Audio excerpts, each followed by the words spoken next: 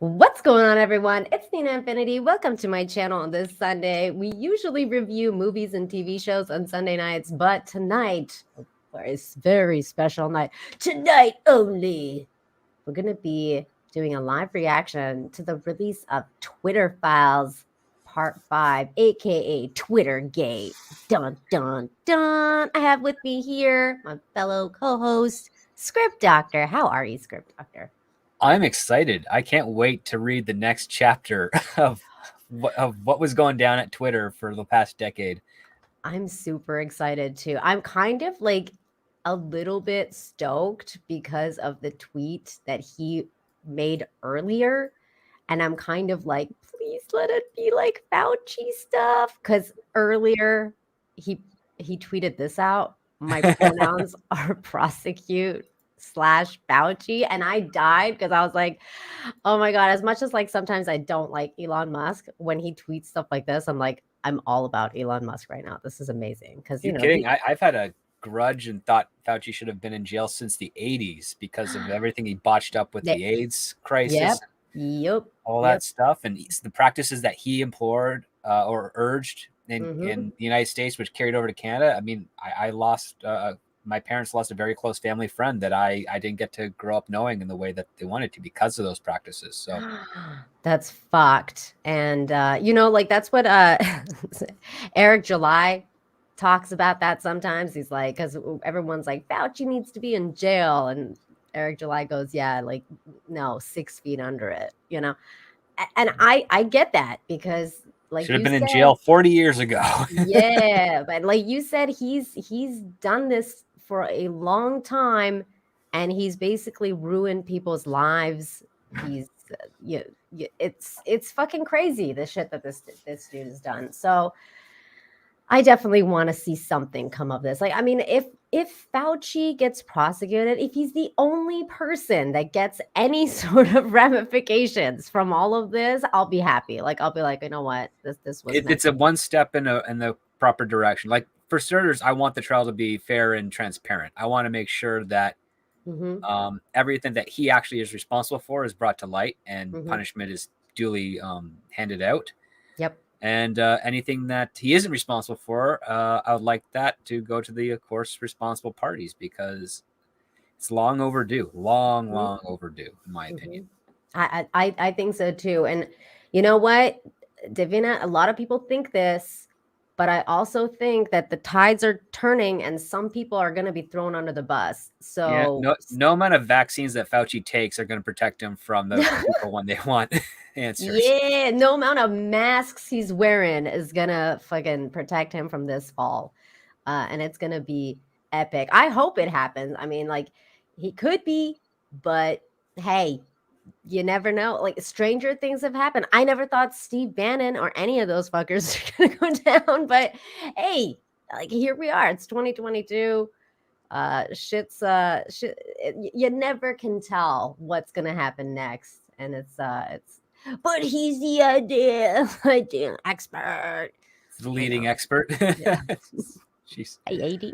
I don't know. There was one of the guys who I think the key scientist who invented the BCR test. He has a PBS interview that he did in the late 80s, early 90s, Mm. and he really, gives it to Fauci. I think I've seen that, and it's a It's a great one-on-one interview in interview. a beach house. Yeah. Yes, I think I've seen that and it's freaking fantastic. I also saw another one recently where this dude was interviewing in the 80s. He was interviewing Nancy Pelosi and he called her out on like so many things.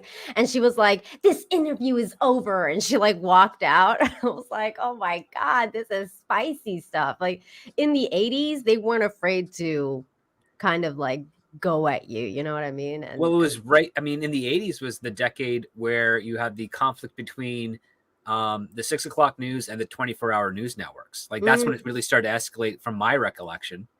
Because I think the 24 News Hours channel started in the early 80s, probably before both of us were born. And they didn't really take hold until, and you might remember this vividly, the Gulf War. Remember when yeah. CNN had all that promo for the Gulf War every 30 minutes? Mm. Like I just remember the giant 3D like computer generated graphic of the Gulf War flying from off screen and then into, and then followed up by James Earl Jones saying this is CNN, and only now as an adult I appreciate the irony in all of that.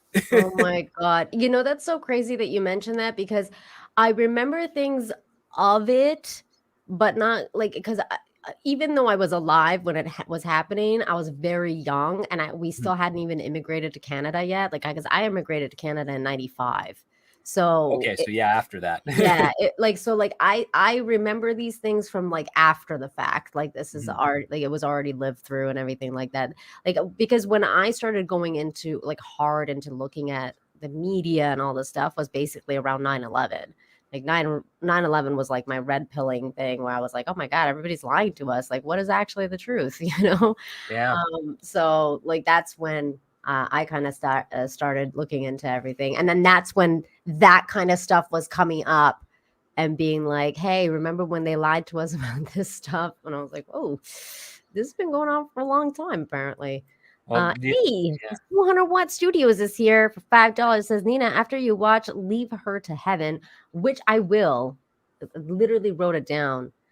Do a review live stream and have me on. I would love to talk about that film, dude. Okay, I'll hit you on. I'll hit you up. But how do I get a hold of you? Are you on Twitter? Do you Twitter DMs? Like, do you have an email? How do I get a hold of you? I don't know. Let me know. Hey, what's going on? Russell Hall for $2. Is it wrong that Elon's pronouns gave me wood? No, dude. I was kind of I was a little hot about it too, Russell. You're only human. You're, you're only human. Apparently, I'm on Santa's nice list. That's good. But you're on your husband's naughty list. Hey, Script Doctor knows what's up. Script Doctor knows what's up. Oh my God. But this is so crazy. Like I love this. Has anything happened yet? No, we're still. No, but it should be soon. They're supposed to drop at what, 7 Eastern was I have no idea. I thought it was gonna be at like 5 Eastern, and I was like, oh no, I should probably go get ready. And like, well, I guess I was on time because nothing's happened yet. So great. I don't even know who's gonna be releasing it. Now it's like a freaking guessing game about like who's gonna be next. well, if you know the one person who I actually follow who retweets it right away is Robert Barnes. Nick Oh, Rekieta, sorry, not Nick Rekieta, Viva Phrase yeah, I know friend. Robert. Let's see, Robert Barnes. We'll go to his account. Wait, that's not Robert Barnes. This No, is this Robert next one. Barnes. I'm like, what the? He changed. What Started happened? following people recently too. Really? I For hope the he follows longest time, he me. didn't follow anybody, and then when I guess Elon bought Twitter, he started following people. Oh, what is this? Miles Cheong, Washington Post journalist Taylor Lorenz claims Elon Musk laid off the teams responsible for monitoring CSE. This claim is verifiably false. Let's see what she has to say. So some stuff you're seeing is the work of previous teams. For instance, a bunch of hashtags were recently removed for surrounding child sexual abuse. That was actually the work of a team that he laid off. So, you know, God, I'm such a liar. In terms of people, so some stuff you're seeing is the work. You're such a liar, Taylor. God, What? get out of here. You know what I really want to know is how the frig that Miles Cheong get cozy with Elon Musk of all people. I just don't even know how that. I don't even know who he is. He's like some journalist from like, guys, where is he from? He's like Asian. Like he's like an Asian person, like in Asia. He's not even American apparently, and doesn't even live in America. And I'm like, where, what? I don't know how you cozy up to Elon Musk of all people, but hey, again, see, stranger things have happened. Like this. It's really freaking weird. I know. Okay, so Jeremy from The Quartering, who is an extremely I like him a lot, and he's streaming right now. But he has beef with Miles Cheong, And he's done quite a few videos exposing him for being a liar and someone who swats people, because apparently he swatted Andy Worski. He admitted to it. That's There's horrible. been like, well documented weird stuff about Ian Miles Cheong. And I know Ryan Kinnell doesn't like him either. So it's just he's a very weird person to be involved in all of this right now. Like, I'm like, what? But hey, sometimes you get lucky, I guess. I don't know. Nobody knows, Anima. Nobody knows when this will start. It's anybody's guess. We're just here hanging out. This is Elon Musk watch, Twitter files watch. We're waiting to see if anyone tweets anything out soon. I did see another funny tweet today. Let me bring that up because I thought that was hilarious. Because that's on the topic of this this certain thing. Which was that, okay, here it is. Tim Pool tweeted out something funny. He said, it's not supposed to be funny, but I thought it was funny. And he said, "I'm over it. This is getting dragged out too long and dropped at the worst times. It's one thing to slow roll. It's another to do a Saturday night drop. This is usually done when companies want to kill the story." Nobody else is over it. I mean, I'm not over it. I think there might be he's got a take and he wants to get it out now to hit the algorithm, but can't because not all the information's there. And so I think it's an impatient thing from my understanding. Because I don't watch the IRL shows. I just peruse the 30-minute news breaks where the first 5 minutes is the article and then the next 25 are just ramblings. That's at least what I've noticed in the pattern over the last year. Right. Yeah, I don't usually watch his IRL show either. I haven't watched Tim Pool stuff for a long time, unless he's got like a really good guest. I'm like, I don't care. But like with this though, I think you're right about the algorithm thing. But for me, it was like last night I was out with my friends. I had a couple drinks, went Christmas shopping. It was fun. We're having a good night because I've been sick for like all week, so it was really nice to get out. And then so I wasn't checking Twitter. And then I got home and I realized that the Twitter files dropped. And it was like 7 hours ago before it had dropped. And it was like 2:30 in the morning. I was like, fuck it, I'm going live. I'm going to go live and react to this as I read it, because why not, And it just happened. And it was fun. Lila came on. We were like, so I feel like you can go live at any point during the night, like whenever it drops. Like, who cares? It's not like you got anything better to do, Tim. Don't you live at your compound, like in your studio?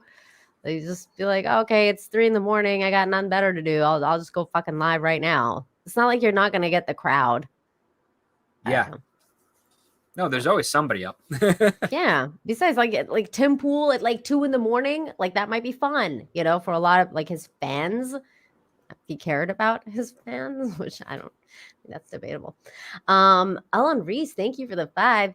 If the news companies are funded by a government, they just become an extension of the corrupt government. Love the show, Nina. Keep on being you. Thank you, Elon. And you are very right about that. That is. It's a double-edged sword. It's one of the things that as I got older and I was starting to pitch to the networks up in Canada, and they kept turning me down for weird reasons. But in the United States, I'd always get next steps. I realized, there's an agenda here. So if the government is representative of the people, you're fine. But the thing is, it's not always going to be that way, which is why, as an old school liberal, it's like, okay, yeah, I don't want the government doing something too much for me, because if the wrong people get in the leadership positions of that government, that'll be turned against us. Yep. And that's the old, don't trust the man liberal mentality type of thing. And that doesn't just go into corporate side, it goes into political sides as well. And that's one of the reasons I have with a lot of the Canadian networks is they are primarily funded by the government.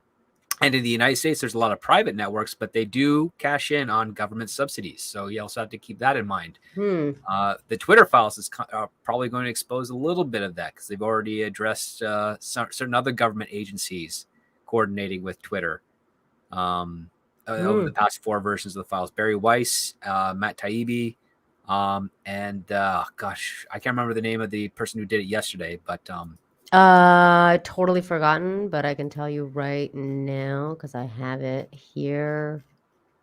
It was Michael something. That's not him. Michael Schellenberger. Yeah. Yeah, this person did it yesterday. I should probably turn on my notifications for this person just in case. Like it's like oh wait, he said who's going to do it tomorrow. No, it's Barry Weiss is doing it. Okay, so Barry Weiss is doing it today. So okay. Gonna like land it's the on Weiss here. watch. The Weiss watch today, you guys. Yeah. 200-watt studios for $5 says Nina. I have a Twitter, but not as 200-watt studio. Are your DMs open? No. They are She's not. a woman on YouTube. Her DMs cannot be open. Yeah. Sorry, dude. If you want to reveal who you are, then we can touch base. Otherwise, I'm not sure how to do this. Oh, I know. I have a public email and I will put it in the chat. And then you can email me and tell me if you don't want to reveal who you are. I can understand. Corn Pop, just to address this really quickly. I'm a mod on the Quarterings channel, and he actually doesn't have too many mods. He only has like maybe 1 or 2 mods, and I have never seen them block anyone or hide anyone or even time people out. The Quarterings channel is pretty liberal. Like a lot of like, unless you're a bot or you're posting porn or spam or something like that, you're not going to get hidden. So I'm not sure what you've observed, but from what I've seen, like I've never seen that happen really. It could just be that it's possible that maybe you were spamming something and people maybe mistook you for that. Okay, yeah, Kalia blocked you. It's possible that you were spamming something. Or they like, interpret your actions as yeah, like if you put emojis, especially like over and over to chat, most mods will think that you're a bot or something. So just FYI. Oh, and wasn't it late last year that YouTube's automatic algorithm flagged channels that had tons of emojis used in their live stream chats? I remember that being a thing.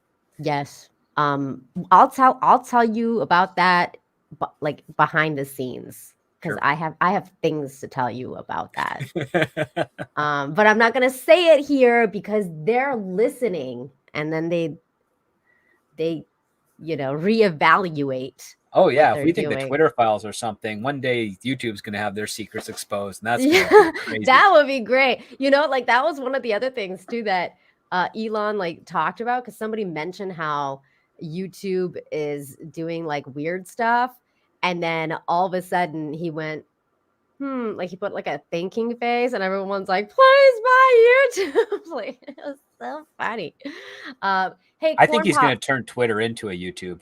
Yeah, that might be it, dude, because of the eyes. Yeah, it really could be that. It's as simple as something like that. But you know what I'll do, Corn Pop, is I will give Jeremy and Kalia your name, and I'll let them know to unban you. Okay?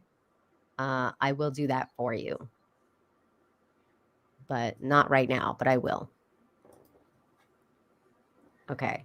I almost refreshed the StreamYard link. Kicked you out. Like I was going to refresh this chickie here, but that didn't happen. Still on par. Okay, we're still on Barry Weiss watch. Have you seen that movie that 201 Studios was talking about? No, I don't think I have. It's a classic movie, like classic. It's called Leave Her to Heaven.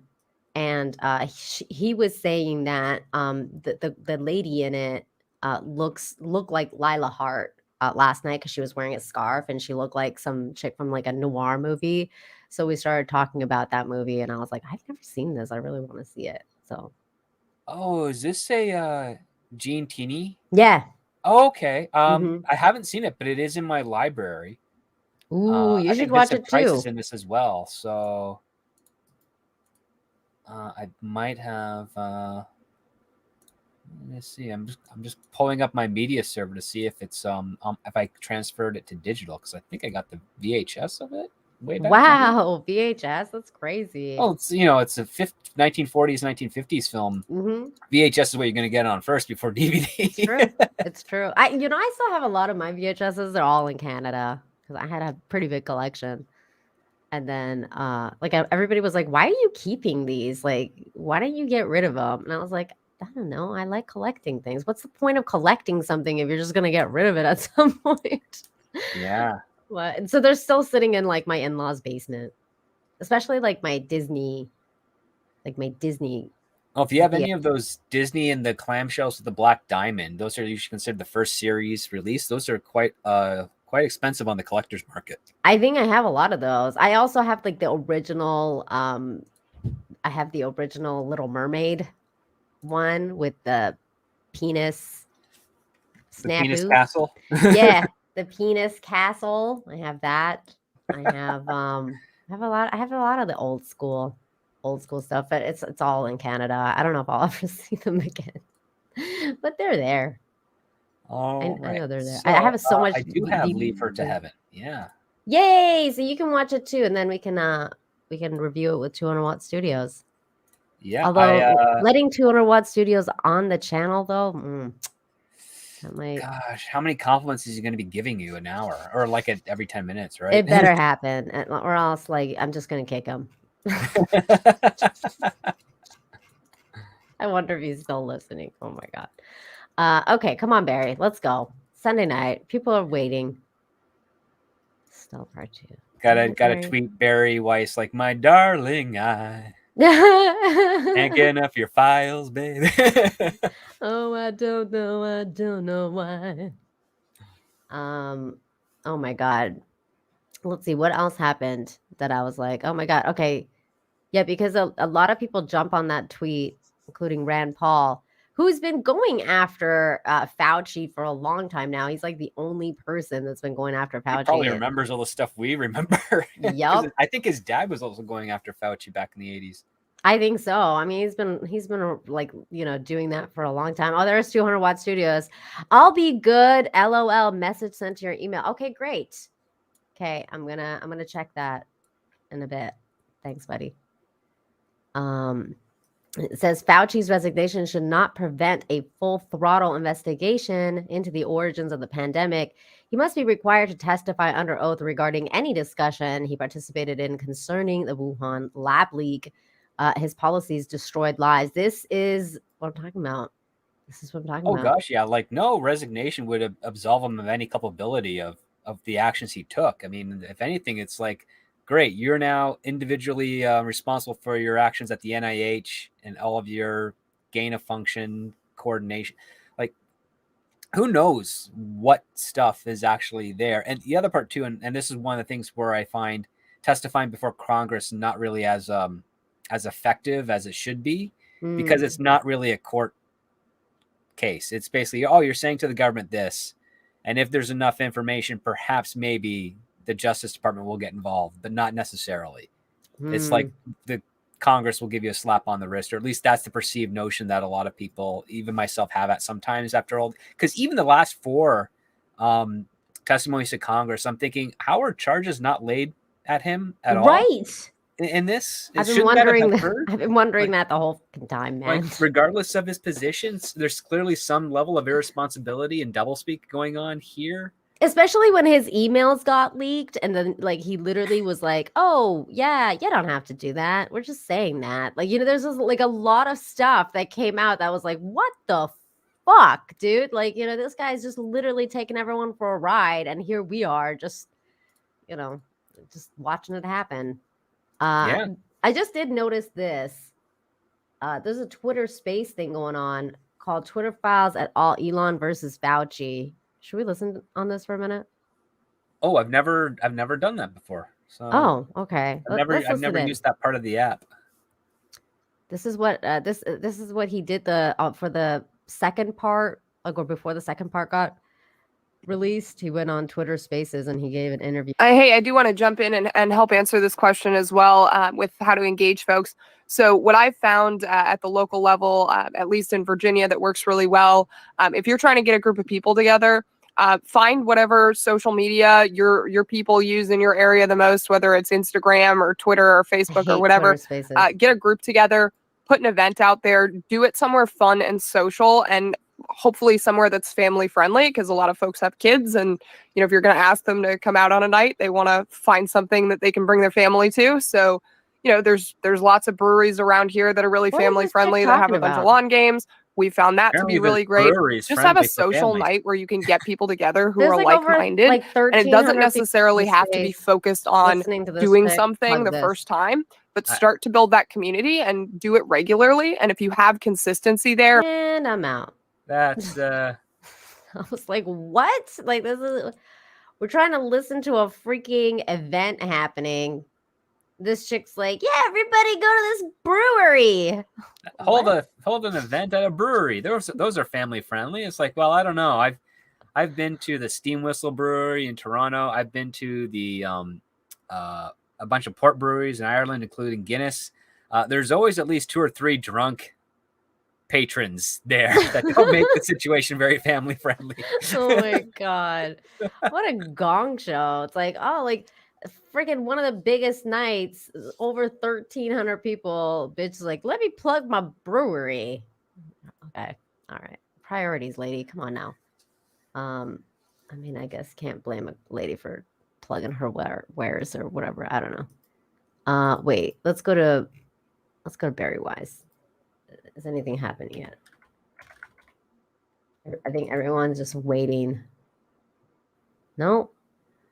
See, women are always late, you guys. Well, they're getting ready, and we appreciate them for it. That is true.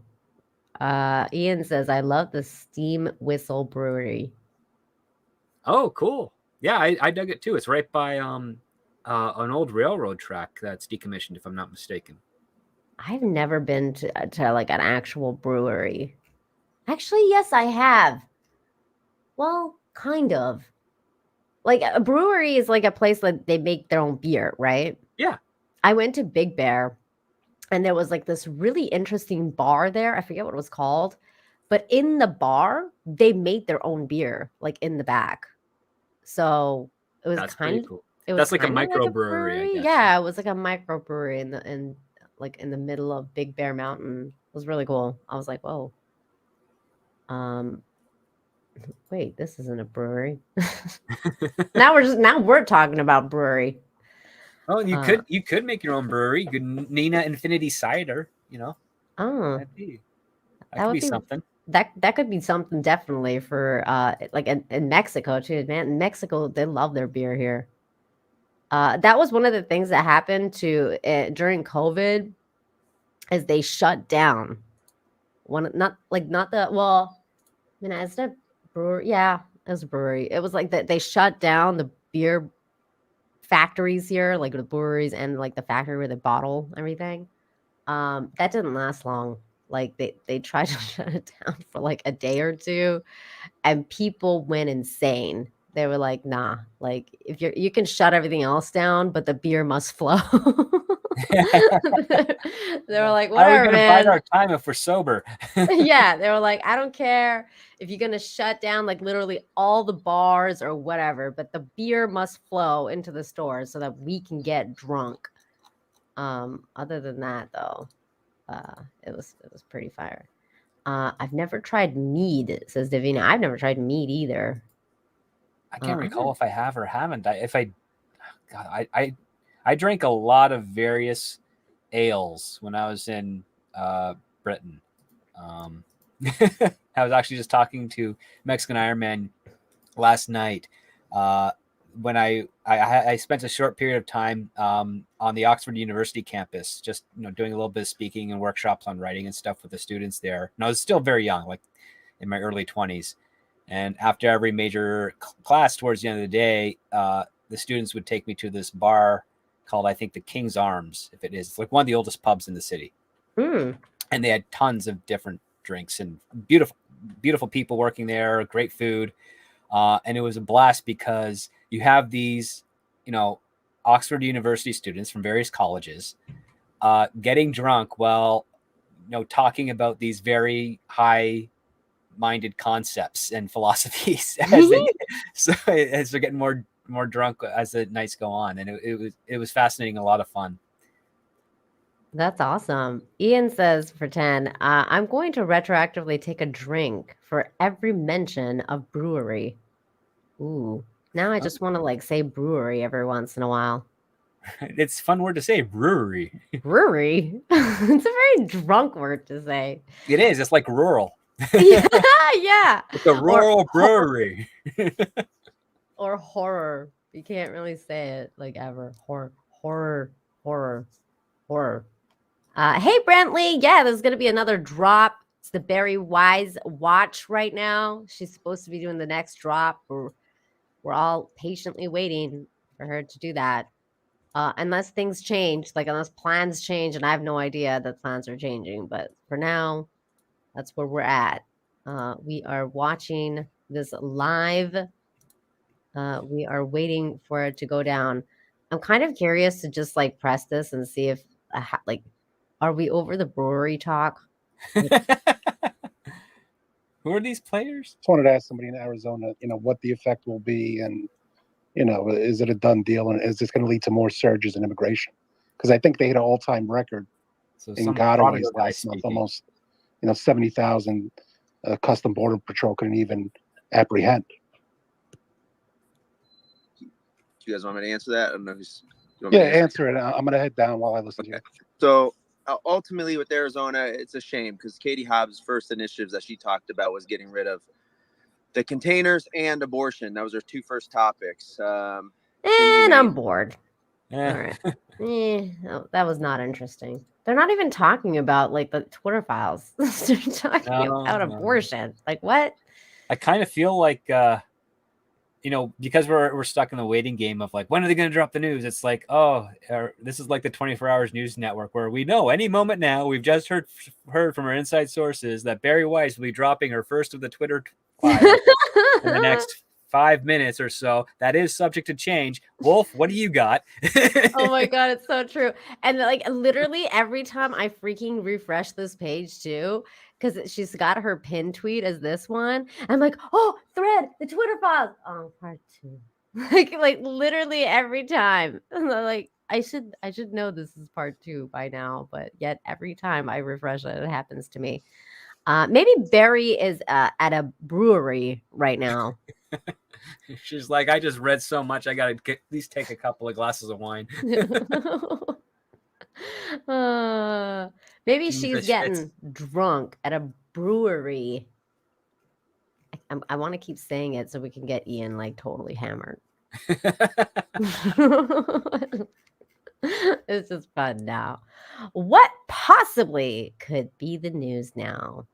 I'm guessing it's going to be some Fauci stuff, man. I don't know. It seems like it's going to be Fauci They stuff. did some really interesting stuff yesterday with regards to essentially deplatforming the sitting president last 2 years ago, I guess.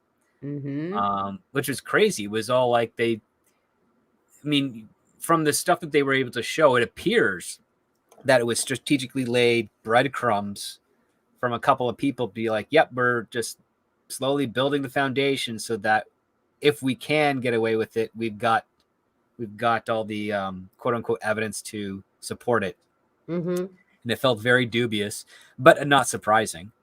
No, none of that was really surprising, but at the same time, again, feeling vindicated for a lot of it, for a lot of people.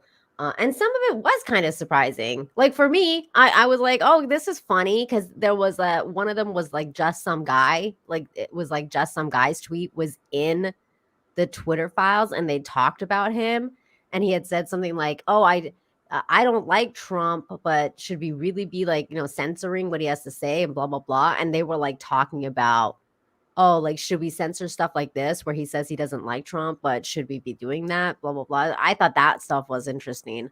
The stuff with James Woods was quite fascinating too. Mm-hmm. Like they deliberately did a tweet where you couldn't interact with it, you couldn't retweet it, you couldn't do anything. And I think James Woods got a screen capture and retweeted and tweeted that, and they were just like freaking out, like, oh my god, this guy with so many, hundreds, thousands, if not a million followers is sharing this thing that we're trying to suppress. What do we do? It's like, well, we'll probably suspend him. And you're thinking, no, that's antithetical to what the initial platform was designed to do.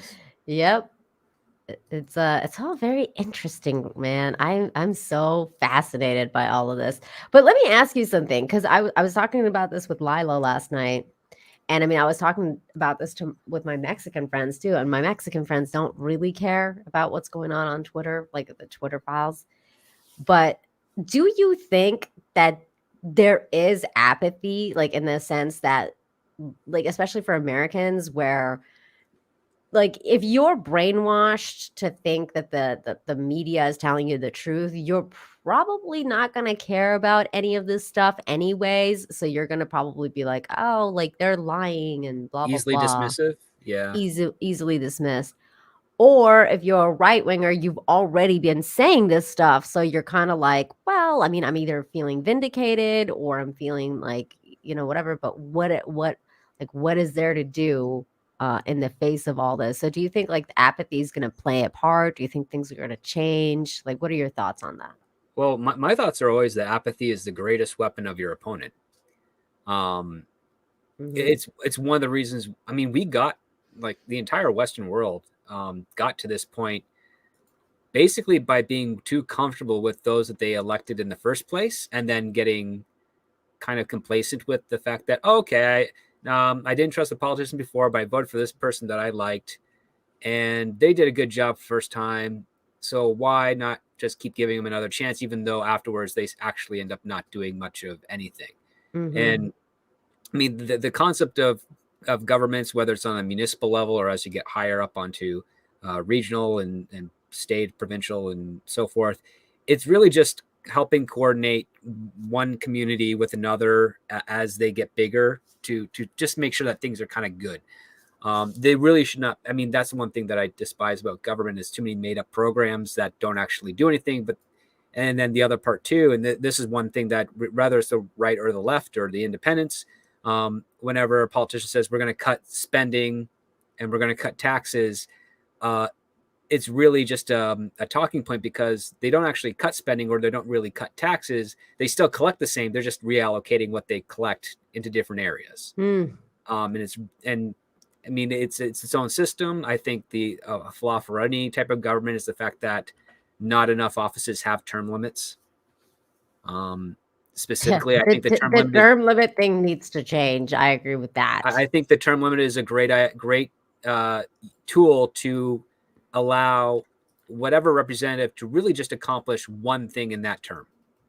Because things should be kind of a slow process. Society should be able to control how it grows, how it changes, and not its government, or in this case, like again, I'm always a firm believer that government should represent the people, and it should be responsibly done so, and involves people to, take part into it. I mean, just recently, I won't get into the details of it, but we have found out that even private schools have been infiltrated by SJW type politics. So if private schools aren't immune to it, and public schools aren't immune to it, and charter schools are definitely not immune to it, a lot of parents are going to be like, okay, well, we're going to homeschool. But while that can definitely control the safety of your child with being too exposed to very inappropriate things at a young age, I see that as kind of breadcrumbs of a larger thing, which is, one angle of society is trying to limit the reach of education and information that an individual can have in their youth. And because of that this makes them reliant on service work or whatever. They're not going to invent, they're not going to create, they're not going to explore, not going to teach. That's statistically likely going to happen. It's not guaranteed. There's always exceptions to the rules, of course, especially if you have very brilliant parents who know how to collect a lot of information and really challenge their children to learn and educate. But one of the things that you can't argue is that in the past 125 years, humanity has grown technologically and educationally far faster, far greater than they ever have before. And it does correlate with the introduction of public schools. It does. And true. the thing is, if you take that away, you risk those that don't have the capacity to teach their children as effectively as others to unfortunately keep those kids in a state of like impeded potential, which is why it's very important that with regards to public schools, parents do what we've seen shared on Twitter, on Facebook and Instagram, going to those PTA meetings, going to those teachers things and saying, these teachers are not actually teachers. Like this is our tax dollars you're taking from us. Mm-hmm. We know there are good teachers out there. Hire the good teachers, get rid of these horrible people that are just stealing money and preaching terrible nonsense. Because that's part of the responsibility. And I don't think it just lies on the teachers. It lies on the principals. It lies on the Board of Educations as well. Anyone that's facilitating that type of thing needs to be held accountable and expelled. And, people who take the understanding of the basics of education, of, math, the languages of the nation, history, phys ed is very important because you can actually allow kids to burn off that wild energy and not misdiagnose them as ADHD or whatever. Man, PE is really good. Like I never realized how good PE was until like later on in my life. But I mean, like I always tried to skip PE. I mean, it was one of those things, but it's just really funny. Okay, real quick, I'm gonna address something. Corn Pop, this is why people are blocking you, because you're spamming the chat, and a lot of people don't like when people spam the chat. So would you please kindly stop spamming the chat? Because if you don't, then I will have to time you out, because there's some people that are not enjoying your sense of humor, I guess. I'm not sure. But please just, like Ross from Friends, like tone it down. Like tone it down a little bit. You'll be fine. You'll be fine. He wants us to save his soul or save their soul. Elon Reese for 5 says, I live in the UK and most people don't trust politicians, journalists, and lawyers. But I like Nick, the Pope Ricada. Life is crazy. I never liked lawyers either until I met Nick. I was like, he's like the only lawyer I actually like. Well, now there's a bunch, because through Nick, I met like other cool lawyers. I've met a number of lawyers. Lots of them I like. I've only met 2 that I wouldn't trust to, even if a gun was pointed to my head. It's like, how are you still practicing? And they got connections and they know how to play by the rules. Yeah. I mean, they're usually like I don't know. Usually, I mean, I don't like, I'm speaking broadly here. They're usually people who are like, generally speaking, they're usually people who are like, want to break the rules. So they're familiarizing themselves with the rules so that they can break them without getting caught breaking them.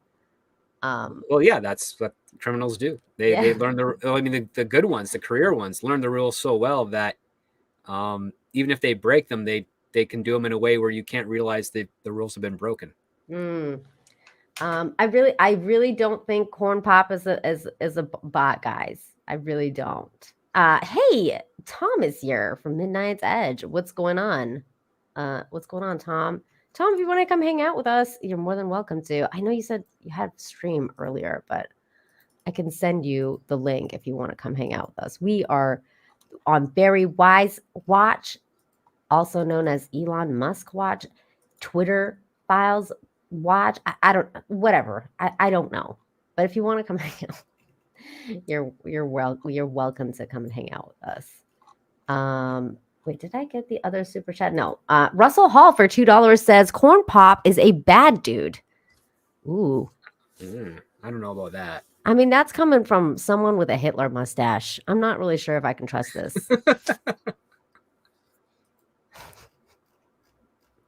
Russell, you might want to grow that mustache out a little bit.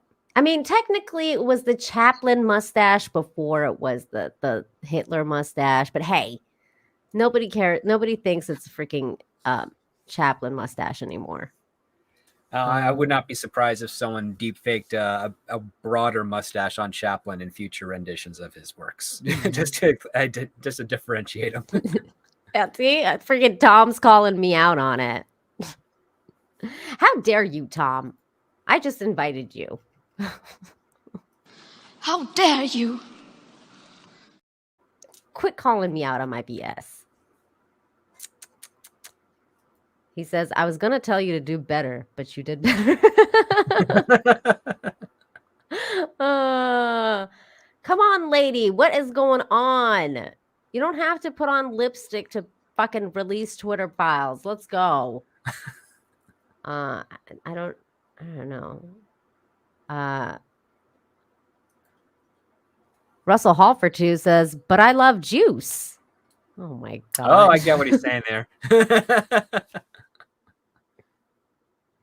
Is this a Kanye West reference? Oh my God. I don't know. No, it's juice sounds very similar to another group of people. Oh, I was like, wait a minute. Kanye West is not the one that goes by Juice. It's OJ. No, Kanye West doesn't go by OJ. OJ Simpson goes by OJ. Yeah, he goes by OJ Juice. Simpson went by Juice is what I meant. Yeah. I'm like, wait a minute. That's not okay. Damn it, Russell Hall. Okay. Thank you. That's a good one, Russ. A lot of people wonder why Elon Musk bought Twitter. And I think one of the biggest reasons was because they banned the Babylon Bee.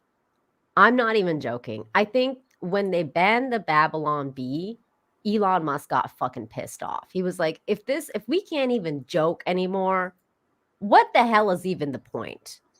And speaking of jokes, here's Tom. Hi. Hi, yo. Hi. Can you make it funny now that you're here? This is like the world's biggest prick tease, huh? You're just sitting here waiting. And waiting. We're all waiting for this woman who's giving everybody blue ball. Now, I've only done the cursory over some of this stuff. So is there any fun stuff that has come up in the last few drops that I may have missed? Just some guy's tweet was part of the Twitter files. That was funny. I don't know. Script Doctor, is there anything specific that I'm forgetting right now that was kind of crazy? Aside from the coordinated efforts with regards to FBI and Department of Justice and the internal Twitter council coming up with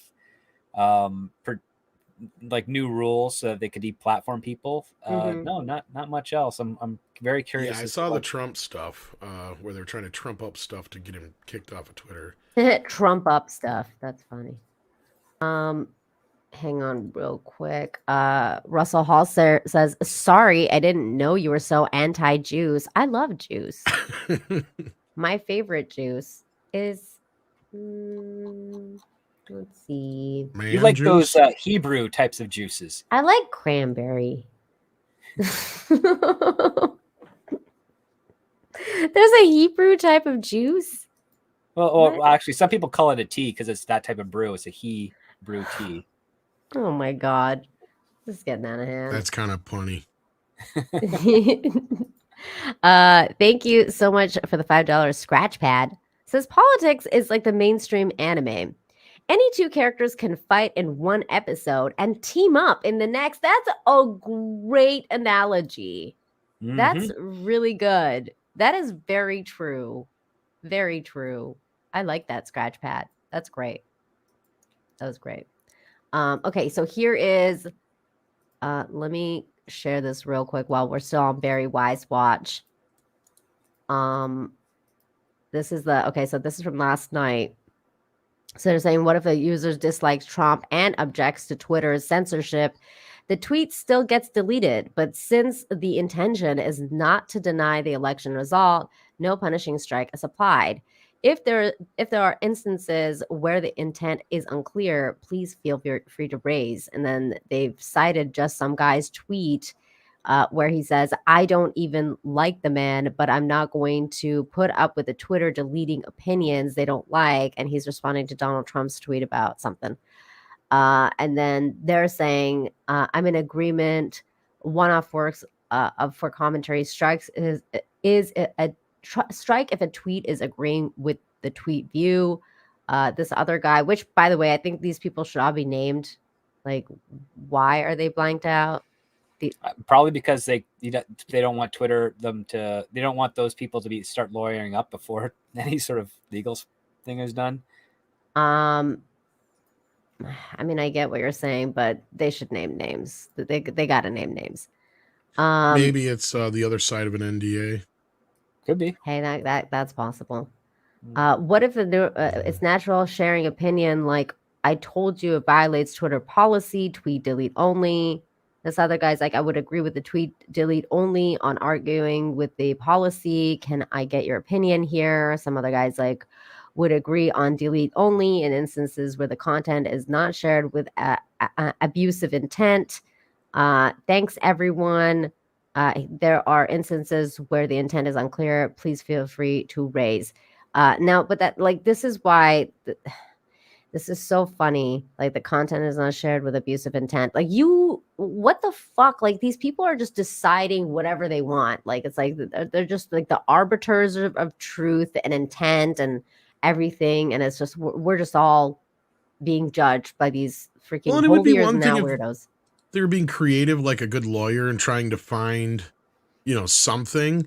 Like, that'd be a different story. But like, you're right. Like, a lot of the times when I was reading through some of this stuff, they're like literally creating stuff. And like, the one dude was even like, yeah, I'll implement a policy so that we can remove Trump from Twitter or whatever. And we'll test run it. And we'll test run it with this other senator or some shit like that and see if it works. And like, yeah. It was just insane. It's crazy. Russell Halford too says, Cranberry, what are you on your period? Well, I mean, technically, it's very good for when you're on your period, but I like it because vodka cranberry is my favorite drink. Am I the only one who gets the reference? Yes. It's from a movie. What? Cranberry juice. What? You on your period? What is that? Is that from Triple X? No, it's from a Scorsese film. Oh, okay. Oh my God. She felt funny. Oh my God. How Departed. am I not getting this, man? That's crazy. Maybe not. Maybe none of your fucking business. It was Pulp Fiction, right? Was it? Yeah. Jackie Brown. No, you're thinking of that. No, this is from The Departed. When Leo comes into the bar and he's like, what do you want? And he's like, a cranberry juice. And some guy goes, what are you on, period? Yes! And he beats the hell out of him. Oh, and then they pull him off or whatever. And then the bartender asks him again and he says the same damn thing to him and he starts laughing or whatever. Oh, that's true. What? It wasn't from The Departed? Oh, yep. Okay. Yeah, it's from The Departed. See, Tom knows his movies. I don't know anything. When it comes to gangster crime films, yes, I love that shit. If you can't tell already, like I love Scorsese and Tarantino. I love them too, but I don't think I've watched it enough to remember the lines. I'm like, I gotta watch them again to remember lines. I've watched when Pulp Fiction came out. Like that's the thing. Like when that came out, that was like a mind-bending experience. I mean, I probably saw it like 7-8 times when it came out. Wow. Yeah. See, I think a total, I've seen it maybe 3 times in like my entire life. And it came out for sale on video. It was actually a sell-through, believe it or not. And so I bought it right away and I watched it probably 3-4 times in the first day I bought it. Just trying to figure out all the intricacies of it all. And yeah. There was never a movie like that before, but yet it felt like every movie you saw before. It was the weirdest thing ever. I don't know if Script was old enough to remember much of that. I mean, you're not that much younger than me, but yeah. Script, how many times have you seen it? Pulp Fiction, when it first came out. Just how different it was and how it just blew everybody away. I was not old enough to go see it in theaters when it came out. That came out in like 95, I didn't think so. I wasn't quite sure. 94. Either. Yeah, I was going to say, yeah, you guys probably weren't old enough. No, I never saw it in theaters. I saw it on Movie Network probably 98, 99. Right.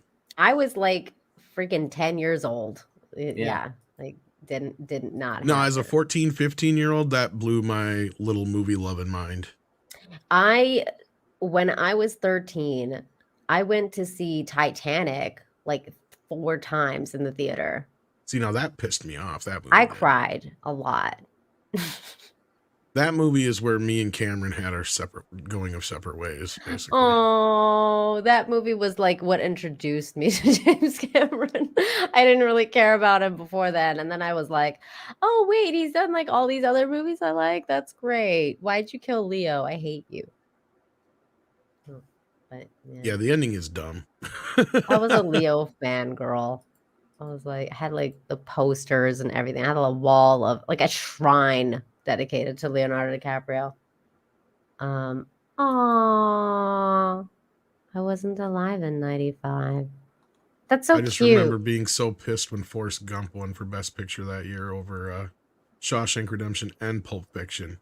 It's like one of the best years in movies, and Forrest Gump wins. Like, wow. I mean, and it swept the Oscars too. It didn't just win. It just like swept almost completely. The only thing that Tarantino walked away with was Best Screenplay, and that was it.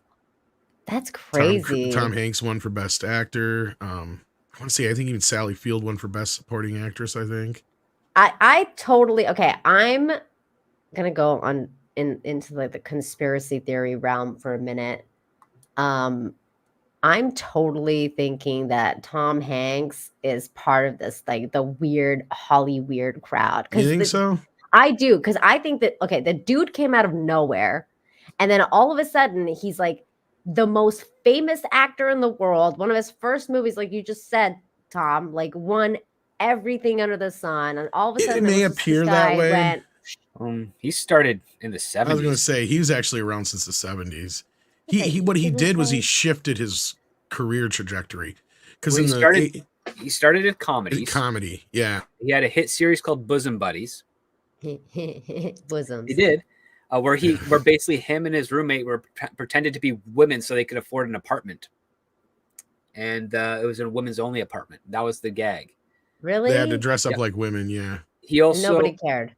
He also started hosting Saturday Night Live and was getting so well received that he was also getting movie deals. He did like he did the Bachelor Party was like his first big movie. Yeah, Bachelor Party was the first big one. And then he had like Red Shoe, the man with one red shoe, and he had a couple other ones, Money Pit, that did okay. But then his next big hit would have been Splash, and that was 85.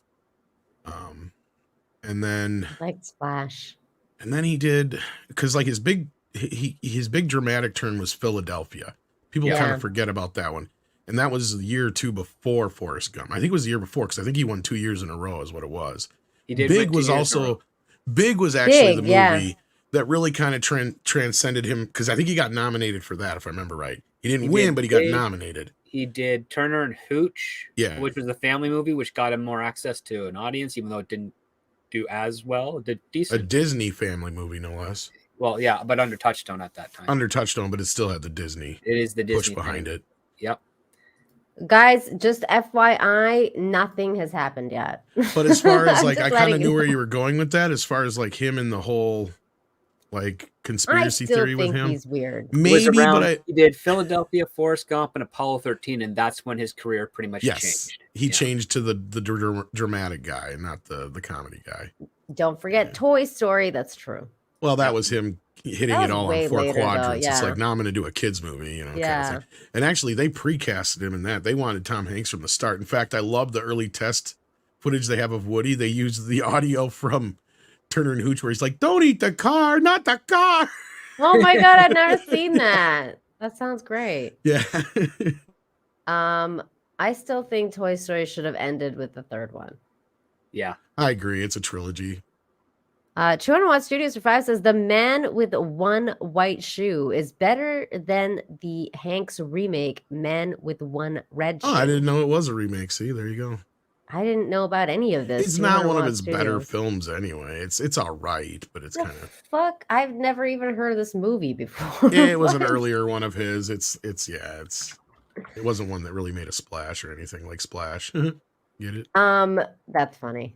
But I do have to run. Yeah, he also did Dragnet with Dan Aykroyd too. That one did all right for him. I forgot about that. That's a very funny movie. It doesn't get appreciated as much. Which one? Dragnet with Dan Aykroyd. Yeah. Oh, I never seen that. It's got a verbal joke in it which is hysterical, but because they say the following names have been changed to protect the innocent and the guilty. And for example, they say this male's name, this guy's name, and then they say, and they'll be referred to as Stephanie Wisp or something of that nature, which means that it's being played by a female. So when you look at it through the context of, oh wait, if this is a mystery about a smut magazine and they're showing us women as the objects of desire, but they change the names to protect the innocent, so it's really men. And you have to think about that. It's like, oh, they're not really going to a Playboy mansion; they're going to like a Playgirl mansion. And you take a look at some of the context of the jokes. Like one of the running jokes is one of the women takes off her top and she's asked Dan Aykroyd, "Are these the breasts of a 40-year-old woman?" And he's like, "No, they're not." Wow. 200 Watt Studios, this movie that you're talking about doesn't exist, but this I think he's one fucking does. with us. Maybe, are you talking about the tall blonde man with one black shoe? Because that's a movie. Unless that's it. Maybe you're mistaken. Factions Or of you're French Seekers. trolling That me. actually he might be. That might be what he's talking about. Because looking at the plot there, sounds an awful lot like the plot of The Man with One Red Shoe. Actually. Okay. Well, it's either he's like that a guy or who he's gets fucking with mistaken me. for like, yeah, if I remember right. It's been like 20 years since I've seen the movie, but A hapless orchestra player becomes unwittingly pawn of a rival faction with the French Secret Service after he's chosen as a decoy by being identified as a super secret agent. Yep, that's the one he meant. He says, yes, damn it. That actually sounds really fun. I'm not surprised because in the 80s and 90s, they were always remaking French comedies. Like it was like they would churn them out. That's crazy. Well, Tom, think about it. Like Three Men and a Baby is based on a French comedy. The Birdcage is based on a French comedy. There's probably a handful more that I'm not even thinking about offhand. They are, man. I had no freaking idea. No idea. Like Birdcage, I didn't know that was on a French comedy. Actually, that actually has a bunch of sequels to it too. Oh, wow. The original does, not the remake, of course, but yeah. That's really interesting. I had no freaking idea. Good to know. I always learn things when Tom is around. It's really interesting, especially about Nathan movies. Lane is hilarious in that movie.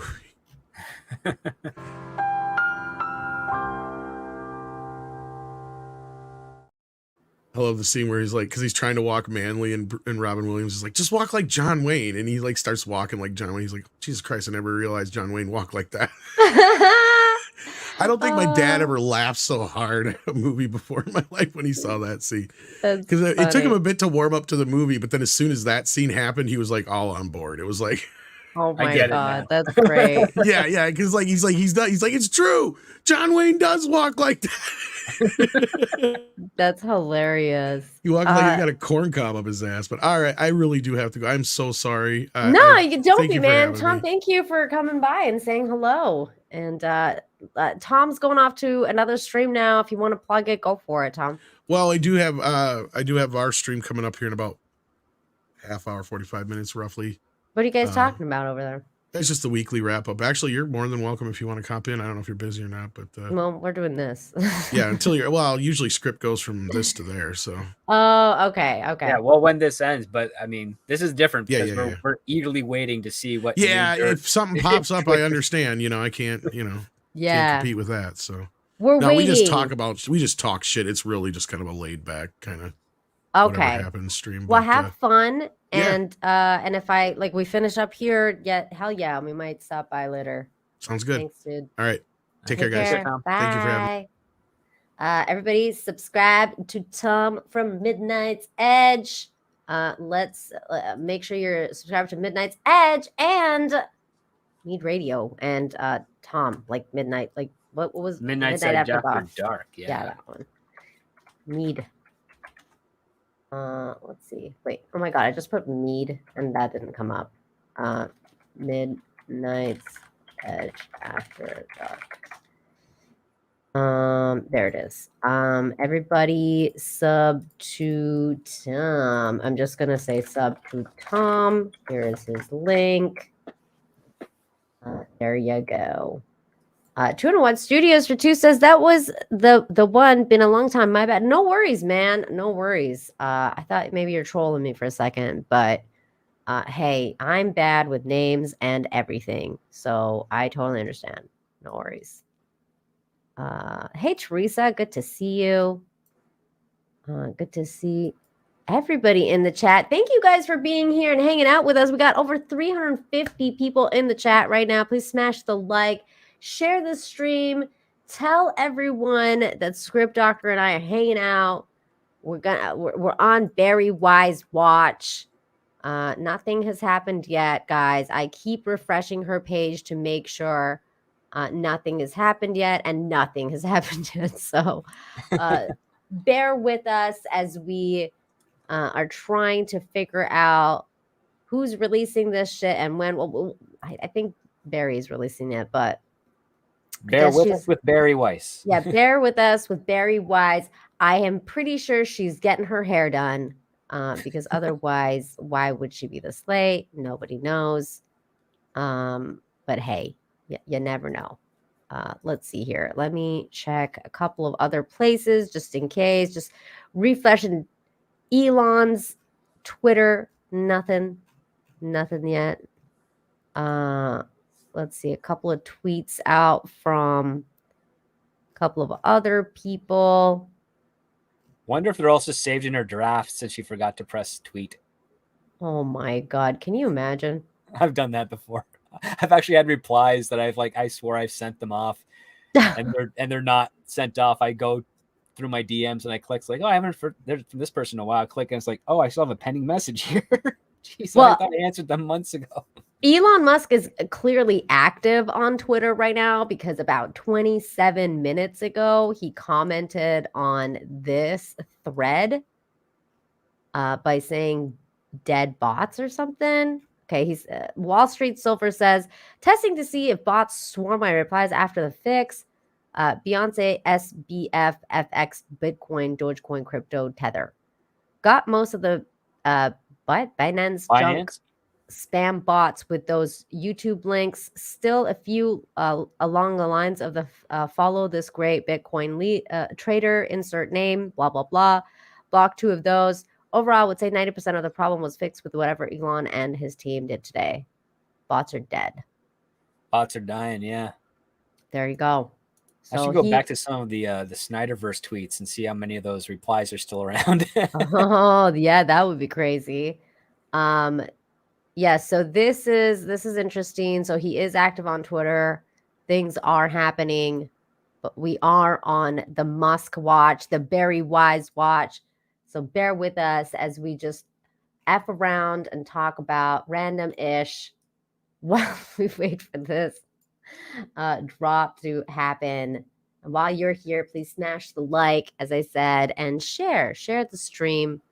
Let everyone know what's going on over here. Meanwhile, let's see what's trending right now. Let me share my screen here. I keep refreshing Barry's page every minute or so just to make sure. We got Go Elon trending here. Oh, this is for me. Ron Paul, some Asian thing. Bad Bunny still. Vaccine is trending with 119,000 tweets. Okay, let's go to the trending tab here. We got 49ers. Bradley for the NFL, I guess. Broncos, Niners. A lot of football stuff. Mr. Irrelevant. Okay. A lot of football stuff. Football. NBA, NFL, yeah. A lot of sports. Hey, it's Tina Bojan. Oh, look at that. Hey, Tina, if you're in the chat, you're trending. That's funny. Yes, it's all like random sports stuff. Let's go to the entertainment tab. Colin Farrell, Namor with 10,000 tweets. Okay, let's see what's Namor's no more. Why is this trending? What did they do to this guy now? Did they take out his balls too? What happened? Finally, there's a high quality of Namor's edit on TikTok. What? Okay. What the? Me waiting for Namor to whisk me away. Just That's a real lame scuba dive. Well, all right then. All right, next. Nothing interesting. Okay, here we go. Marvel Studios. The one and only Namor. Okay, what is this? Stop! Wait, is this anything interesting? Air is pristine. It looks so ridiculous. And the water. Well, we've already seen this though. This is from the movie. Yeah. There's nothing. Why do we care about this? Why does he have facial hair? Namor doesn't have facial hair or earrings. He has facial hair that he's very neatly trimmed. Like it's like he's. I guess he got a crab help him out with that because no scissors underwater. No. Brandley says no good copies on Pirate Bay yet. If you gotta look harder, Brandley. Okay, let's check with Barry here. Oh, I heard today there was another Twitter news. Yet nothing yet, guys. Nothing yet. There was another bit of Twitter news where apparently Elon Musk wants to raise the characters to like 8,000 or something like that or 4,000 or 8,000. I don't remember exactly. I think I saw 4,000 for like part of the like a condensed tweet that you can expand into basically just a Facebook post. Yeah, I'm like, oh, I don't know how I feel about this. How do you feel about it? I'm bothered by it because I like the character limit at the 240 that it is right now, or is it 280? I can't remember. I don't remember. Yeah, forces you to be between 240 and 280. I don't remember exactly. Yeah, well, it was 140 originally, so I think it's double, so it's 280. I think that worked well because you get just a little bit extra characters to focus in on your point. 4,000 can turn into ramblings. Yeah. And that's a bit much. I mean, like I can understand why he would go from like let's say 280 to like 500 flat 5. Like let's say maximum 500 because I was gonna say something like 350 or something like that. Like you have like an extra like 100 characters or something.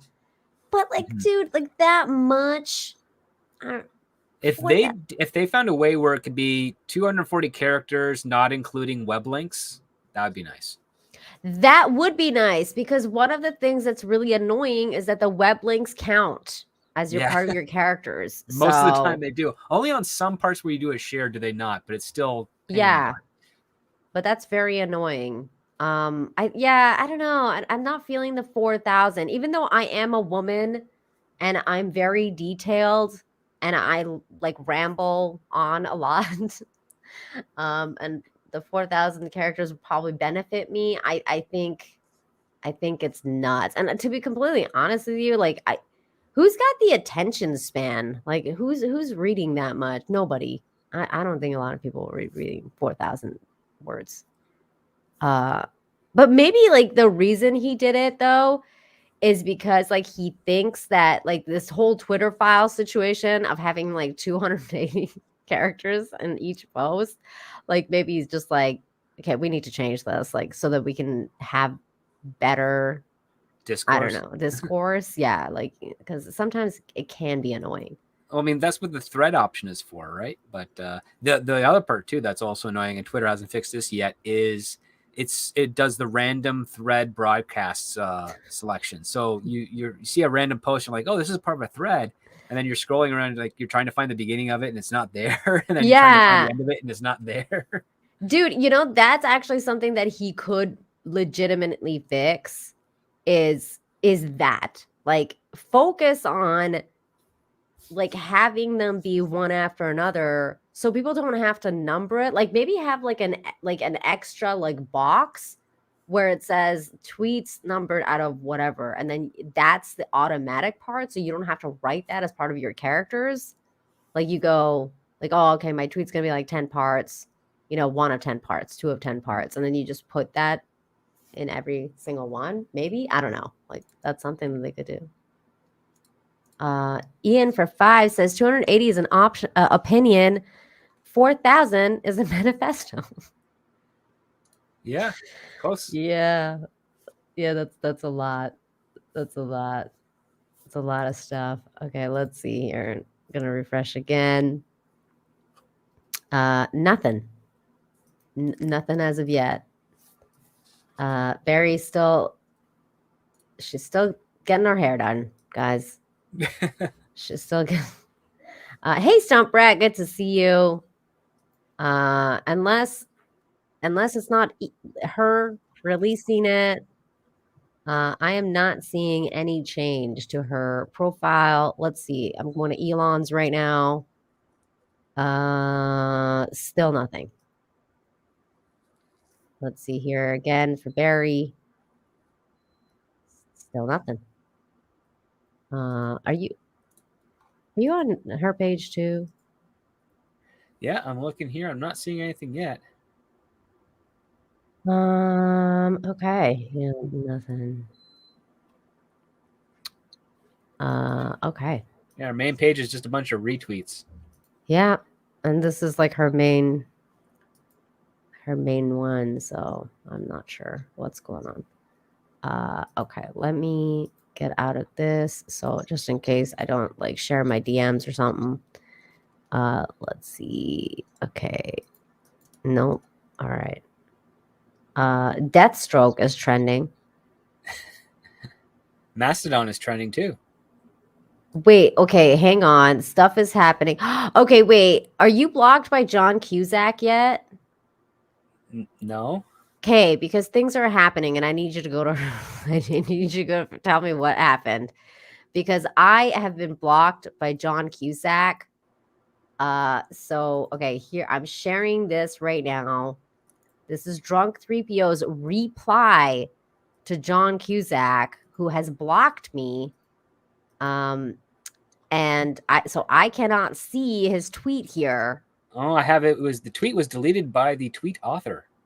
Oh, really? Yeah. Oh man, does anyone have it? Anyone get a screenshot of this? The only tweet I got from John Cusack was 37 seconds ago. He says, Igor's algorithms are a lie. Anyone really think these people are legitimately trending? Hilarious. And it's got just a screen grabs of Karen Bass, Lou Dobbs, Taurus, Rand Paul, the boys, Ind versus Australia, Marjorie Taylor Greene. That's it. Oh. Well, Drunk 3PO says, bro, you use the word fascism in almost every tweet. I'm not sure you know the correct meaning. So I'm guessing it's to do with this picture. I don't know. Let me see. I'm going to reply. He deleted the tweet and I'm blocked. Screen grab, please. There we go. Yeah, I got into I didn't get into a fight with John Cusack or anything, but he did talk shit to Tom. And so I pointed out, hey, I think and he called Tom a bot. He's not a bot. Oh, great, Brantley, thank you. I'm going to check that out in 2 seconds. Yeah, he called Tom a bot, and I was like, he's not a bot. He's a YouTuber, and he's from the channel Midnight's Edge, and he's right about you, because he was saying basically like all you ever care about is your own politics, and you just care about whatever your side has to say, and not in so many words, but something like I'm just abbreviating what Tom said. And I was like, I think he's right about you. And then John Cusack he was like, he retweeted me and he said like, oh, a YouTuber, I'm so fucking scared. And then he blocked me like immediately after that. I couldn't even reply. I was like, oh. Well, it seems like he was scared. Yeah, because he went on to delete all of his tweets after that. So I was like, wait, what? Like I guess he really did get scared. Okay, let me see. Brantley said he texted us. Okay, great. He DM'd me. Thank you, Brantley. All right, here we go. From John Cusack. Actually, this is from Drunk 3PO's account. He's saying, so John Cusack quote tweeted me and then blocked me. Are people saying anything nice in that quote tweet? He says, bro, you use the word fascism. Okay, so we read that. So he says, bro, I actually do, because I've read like books and things. Totally, bro. I know like totally what it means. And guys like you only discover what it means after it's too late. There are like documentaries and shit you can watch. I see what he's doing there. Wow. He's making fun of drunk using the word bro. Yeah, of course. This guy's such a dick. Like, I'm sorry, but John Cusack, like, you need to freaking chill out, man. You're going after like YouTubers and like just folks trying to point something out. Nobody's even insulting you or anything, and then you just go off on people like you did with Tom. Why don't you chill the fuck out? Yeah, he blocked me too. I'm gonna tell that to Drunk. He blocked me last week. He blocked Tom. Oh, not Midnight's Edge. He's at Tom Connors. Why? I always go Mead. Okay, there it is. As well. He's blocking a lot of people after retweeting them. So stunning and brave.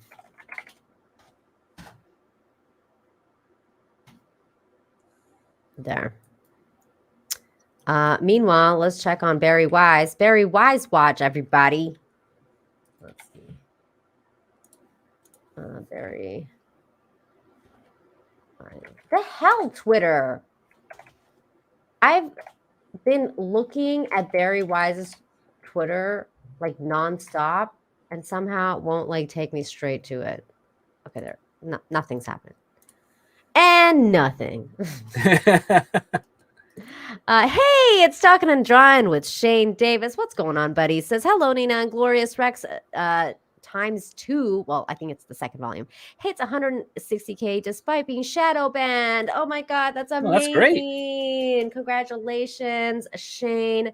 Shane's an amazing comic book artist. I'm going to actually bring it up right now. Indiegogo.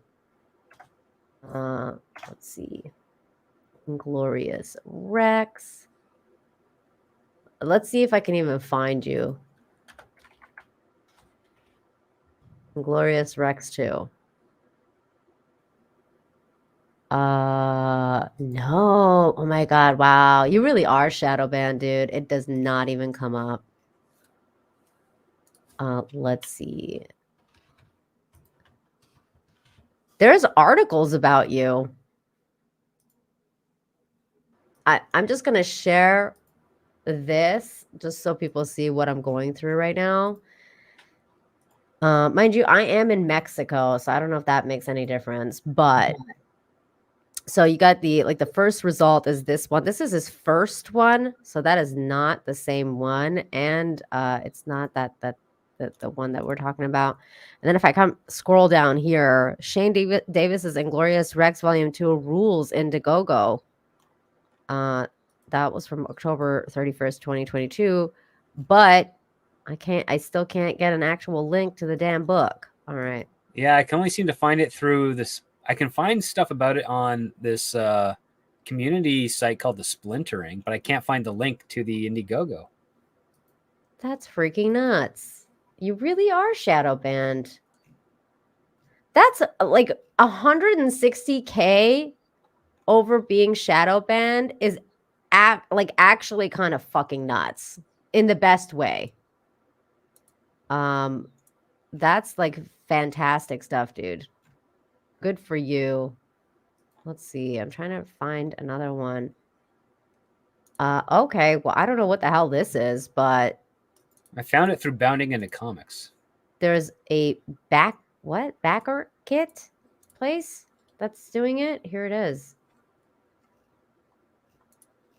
That's weird. Daily funding on Indiegogo. So I just put the link in the private chat there I found. Okay. Let's see. got There it 64 days is. left. Wow. We went through like so much to find it. Yeah. There it is, guys. I'm going to put this link in the chat because apparently nobody can find this fucking link. It took a while. That's the thing. It shouldn't Here have. we go. Inglorious Rex Volume 2. If you are interested, go and back it. Help independent creators. This is how we win the culture war, by doing this, by backing independent creators.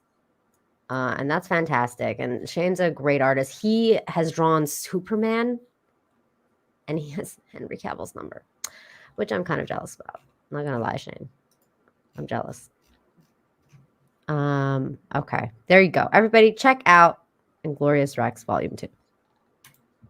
And back to Elon Musk Watch, aka Barry Wise Watch. And nothing has happened. All right. Script doctor, if you actually have to go at any point, you are more than welcome to leave.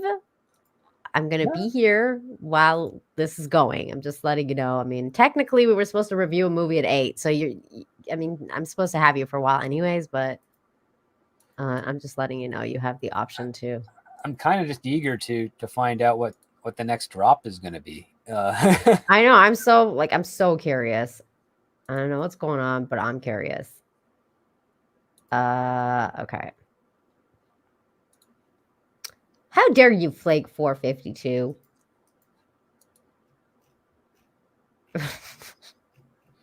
I'm not highlighting your comment. How dare you?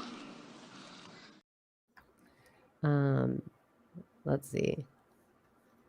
God damn it, Barry Wise. Next time, get your hair done earlier, girl. What the is going on? Okay. I'm losing my patience, apparently. Yes, the Sunday's coming to a close pretty quick, and they did say it was going to come out Sunday. Hold on, I got a really funny DM from someone.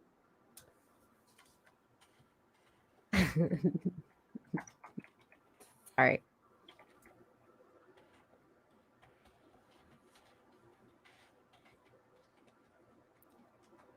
I'm going to tell you what happened in the private chat.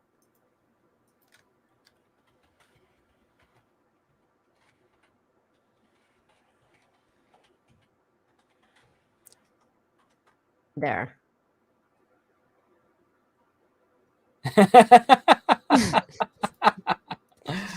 Yeah, that happens. Yeah, I get that. That happens to me all the time. Don't tell anybody that. No, that's a common outcome.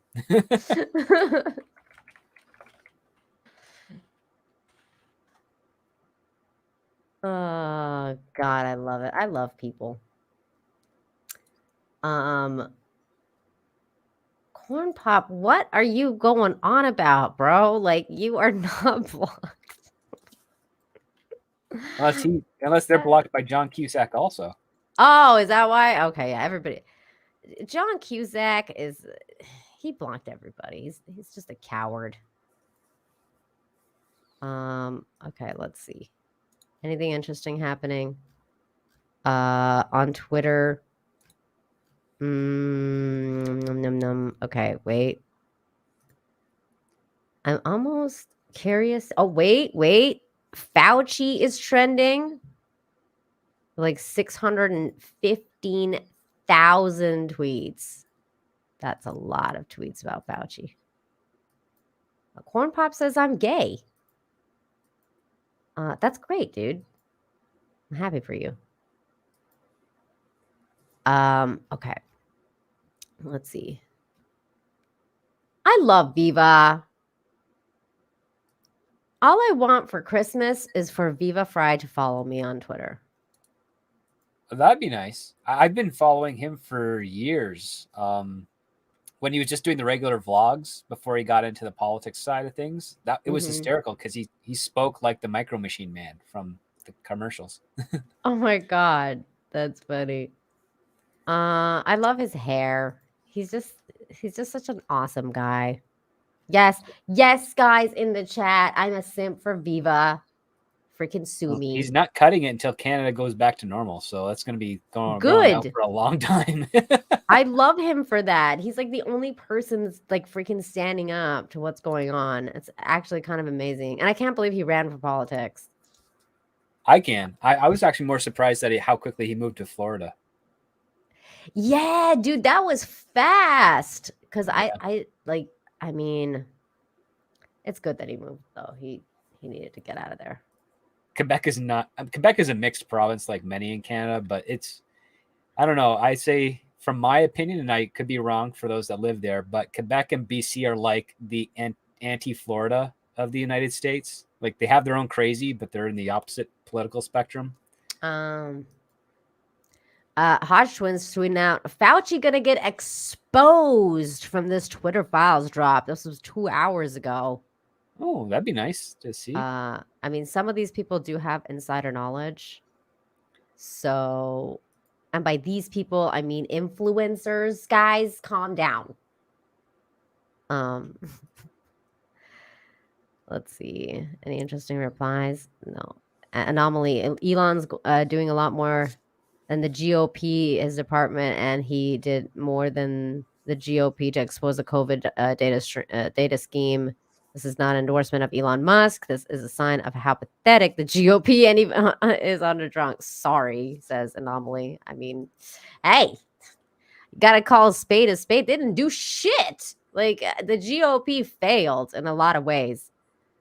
Dr. Fauci, just like you, is a serial killer, and you both belong in prison. Says cat turd to John O'Brien. Oh, the former CIA head. Former CIA director with the fucking Ukraine flag in his profile.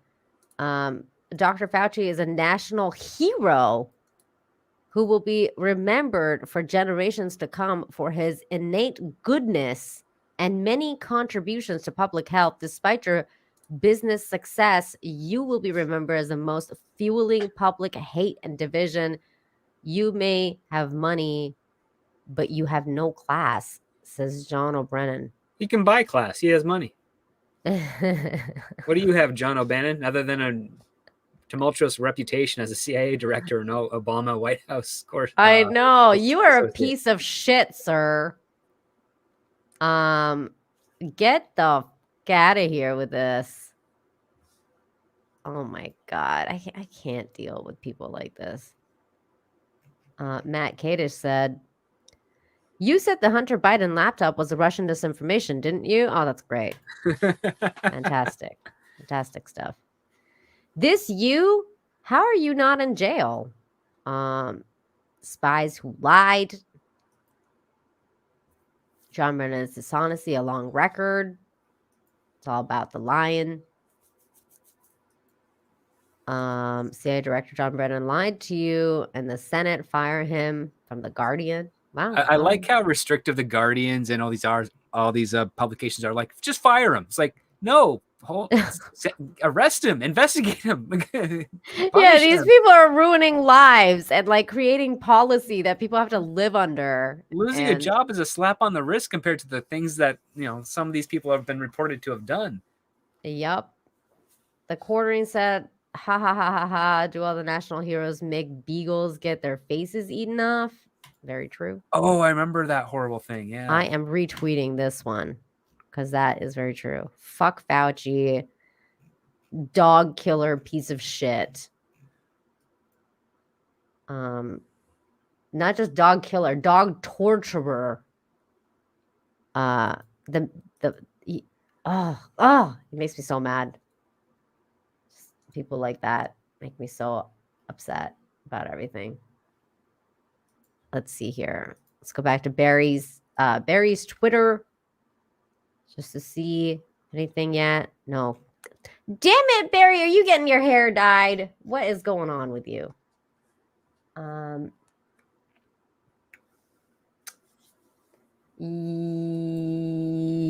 Yes.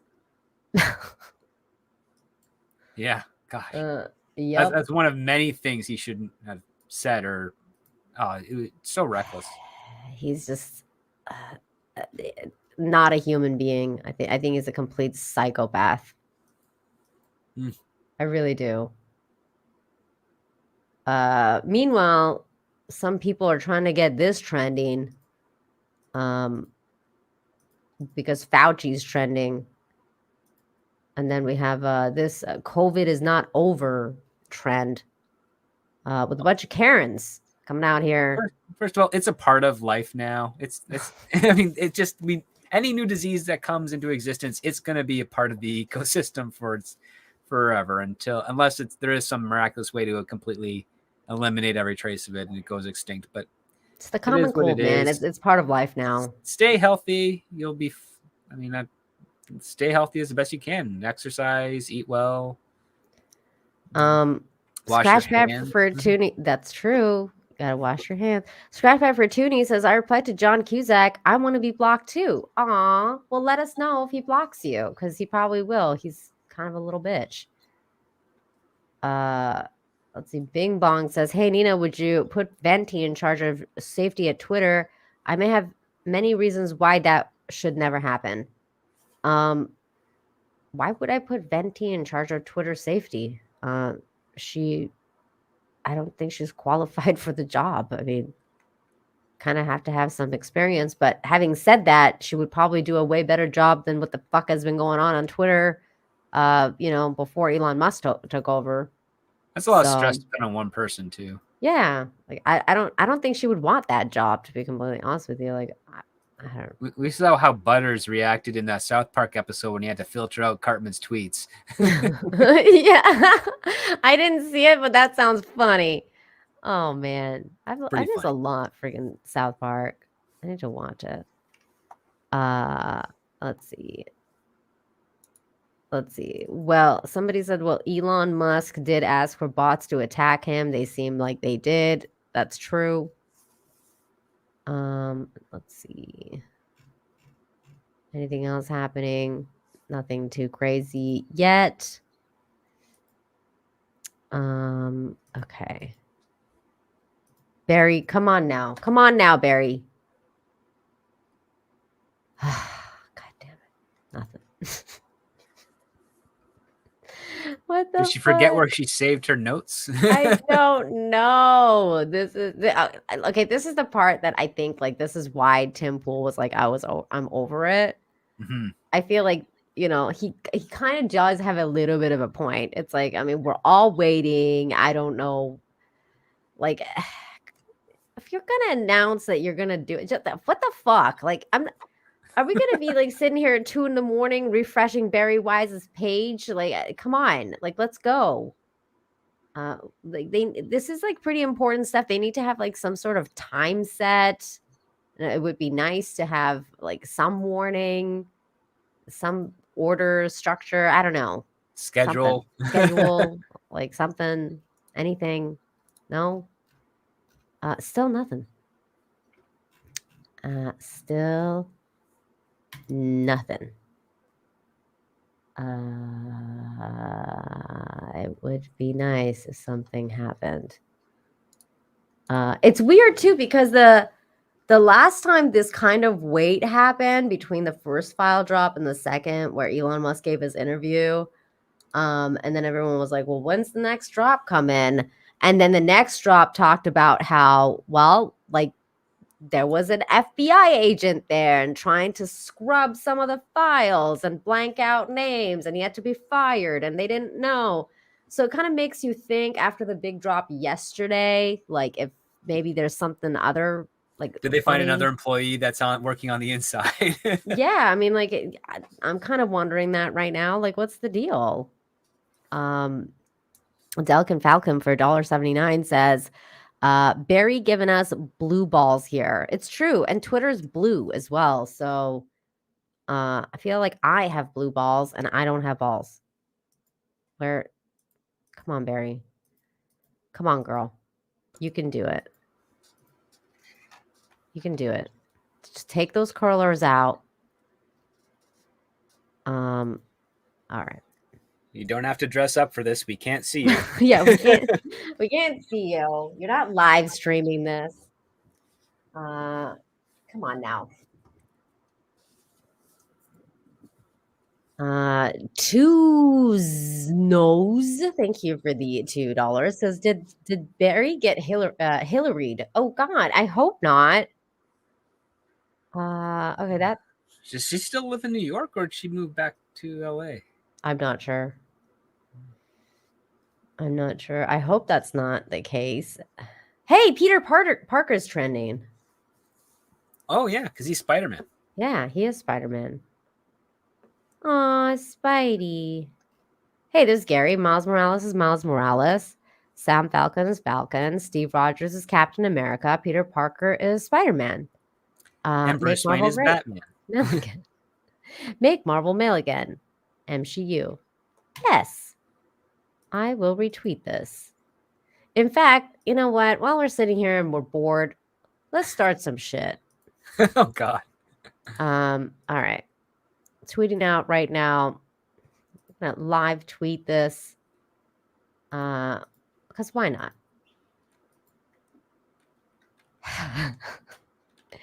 Peter Parker is Spider-Man. You need that hyphen in there. Okay. There we go. Wait, is the man capitalized too? No. Okay, great. Miles Morales is Miles Morales. Wait. Could have been his own character, but he wasn't. Nope. I'm just gonna keep it simple. Could have been Arachnakid or something. Arachnakid. I'm just gonna keep it simple on this one and keep it to Peter Parker versus, like everybody else. Because Peter Parker's my favorite fucking superhero anyways. Like Spider-Man, I mean. He would be my favorite if he tried to actually help the supervillains and not be supervillains. Oh, like but he Superman, does do like that. Batman, like Captain America. But he's he a does do teenager. that. He's a snarky kid that makes fun of them because he's terrified out of his wits.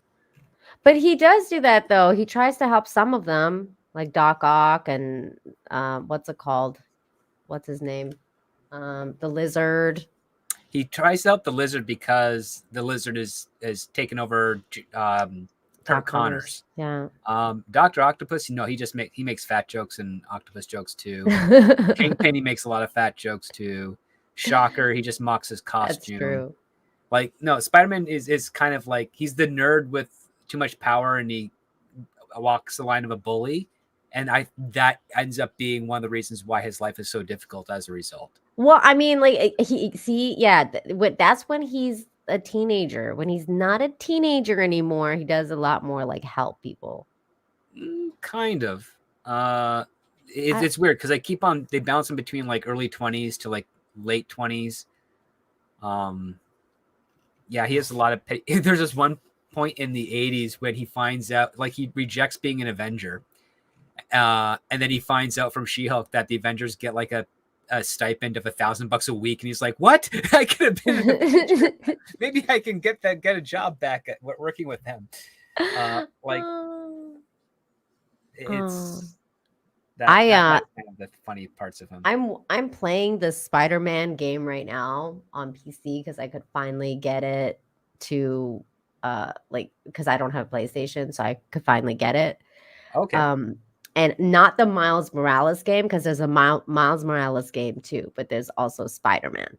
So I'm playing Spider-Man, and in the game, I got to a point where you play as Miles Morales because Miles Morales is like a side character in the game. And so like there's a point where it kind of gives you like not the origin story of Miles Morales, but like something that happens to him, and you have to play as him to get to like a certain thing, but he's not like, he doesn't have spider powers yet. He's just like a regular kid. Mm-hmm. But he's like a brave regular kid. So he's just like, you play as him for like 5 minutes, and I'm like sitting there going, why the fuck am I playing as Miles Morales? Like I was like so mad. I'm like, why am I not playing as Peter Parker? Like, what is happening right now in this game? I was like kind of upset about it. And I was like, maybe I should be live streaming this, but I wasn't. I think I've got his first appearance in a comic book. I remember getting a whole bunch of comic books sent to me years ago when new characters started getting popped up. Agents, friends, actors, and stuff who I'd interested would send me the comics so that I could like try and adapt them for screenplays that they wanted to do way back. And I've got a bunch of Ultimate Spider-Mans, and I've got a bunch of, I think I've got the Miles Morales origin where he gets bit by a spider in his uncle's den. I think in his apartment. Like that's how he gets his powers. The spider. His uncle's the Prowler, and he stole something from Osborn, and I guess a spider escaped and got into his bag, and then that's how it bit him, and he became a Spider-Man or whatever he is. Like he has way more. He has cloaking powers and stinger powers. Like he's got all these other powers. I'm like, why are you calling him Spider-Man? Like, give him another thing. But this isn't the universe where Peter Parker dies. So get out of here with that. That's BS. Ian So Forth, thank you for the fat. Says start of the stream. Let's uncover some cloak and dagger collusion. An hour later, Miles Morales is Miles Morales. Hey, we're killing time. It's Barry's fault. It's true. It's true. I'm just there's nothing else going on other than this, so we might as well talk about it. Let's see here. Let's check Barry's Twitter just in case. While we're talking about fucking Miles Morales, it drops and nothing. There you go.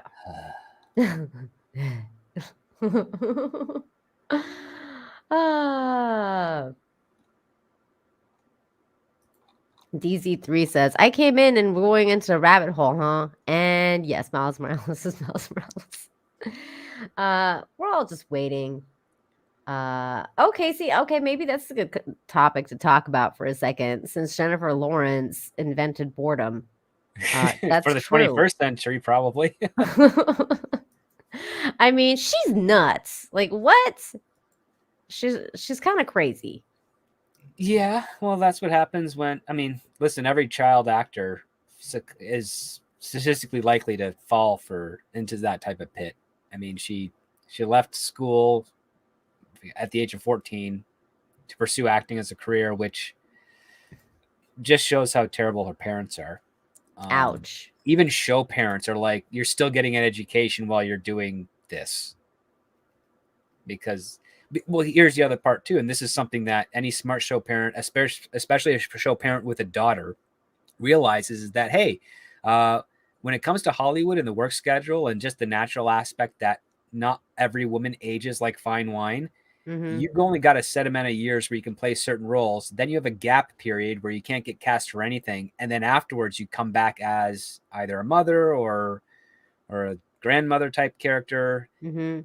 So there's a lot of time where you're not working. Usually when actors get to that stage, they go into directing, writing, or producing. And that's how they stay into the biz. And it's a smart move because you have to have an education for that. Just a basic high school education for that. I've noticed that, like, literally what you're saying and describing right now is kind of what is going on with ScarJo's career. Well, Bryce Dallas Howard is another one. Like, she's getting more and more into directing, and it's probably going to suit her better because she has all those years as an actor, and that means that she's going to know how to effectively communicate to actors to get the performances required. And when you see some of the stuff that she's done for the Star Wars and some of her own films, you're like, wow, you're actually seeing actors put some really good performances on screen there. That's pretty great. That's usually what, I mean, that's what women end up doing. And even some of the women who I used to write monologues for when they were just starting out, they've already crossed that Rubicon where this, like, I'm getting into directing now, because even though they're still attractive by any normal metric, Hollywood is like, yeah, but you know, you're a little bit too old to be a sex symbol for this actioneer film or whatever. You're in that in-between age where you can play a mom on a TV sitcom, but the hours are long and you know, it's not great. And you're too young to play any of the older characters. And a lot of directors and producers don't want to ask a beautiful woman to put on old age makeup. because it can hurt their ego a little bit, and I completely understand that. I could get that. Yeah. However, a fun story that informed me of this is that Gates McFadden of Star Trek: The Next Generation fame, when she was doing the series finale, she was really upset with the old age makeup that they were giving her because she didn't think she would age like that. And she kept on asking it to be reduced, and they eventually did. And they said, yeah, they're being very polite to her. But if you look at Gates McFadden now and in her old age makeup of Next Generation, she looks younger now than she did in the old age makeup. So she was kind of right not to have them throw that much on her. I mean, she has it. It just goes to the point that sometimes some makeup artists, they love to exaggerate, and it's because the exaggerations really look great on film and it shows off their skills. But in some cases, it's really touchy when you're doing it for a woman. You're like, they don't want to be reminded of mortality, and I completely understand that. Yeah, I can too. And just real quick, I want to thank the Tweaky Kid who's been a member for 10 months. Thank you so much for being a member of the channel. And what's going on, John Thomas? I see you in the chat. And still nothing going on, guys. I keep refreshing Barry Wise's page. Nothing's happening. Not yet, anyways. I'm on it. But in the meantime, let's watch what Jennifer Lawrence had to say. I remember when I was doing Hunger Games, nobody had ever put a woman in the lead of an action movie because it wouldn't work. We were told girls and boys can both identify with a male lead, but boys cannot identify with a female lead. Oh, absolutely. And it just... And you know what? Like, that's the thing that really annoys me is this part here where Viola Davis is like, oh, absolutely. Like, it's like, they got the wrong woman to interview her. Like, what are you talking about? Like, what? They could have got Linda Hamilton, Sigourney Weaver, Uma Thurman. Can you imagine if it was Sigourney Weaver interviewing her Pam and Grier. she said that to her? Like, she'd be like, there's Excuse me, no female heroes like ever before me. Jamie Lee Curtis, Jennifer Gardner, This is like Angelina so many. Jolie, Kate Beckinsale. I'm not even Many of Googling these people. yet. No, I know. It's so many. Oh my God. Sarah Michelle it Gellar, just Christy Swanson. makes me so happy every single time I see a movie come out that just blows through every single one of those beliefs and proves that it is just... Oh, I guess they a lot. had Viola Davis interview her because... Yes, this is the show Actor on Actors. So one actor is asked to interview another actor, and then they get interviewed by another actor, and it's a big chain. I'm surprised Viola didn't say, what's the name of your husband, Jennifer? And she would say Cookie, because that's his name, Cookie. She married a guy named Cookie. Wow. I'm pretty sure he tries to say his cook, but it's not his cookie. Then Viola's interviewing her, though, and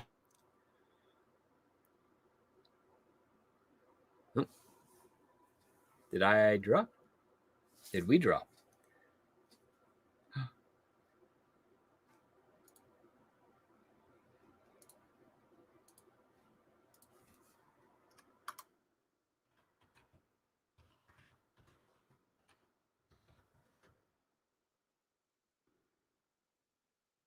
Oh no.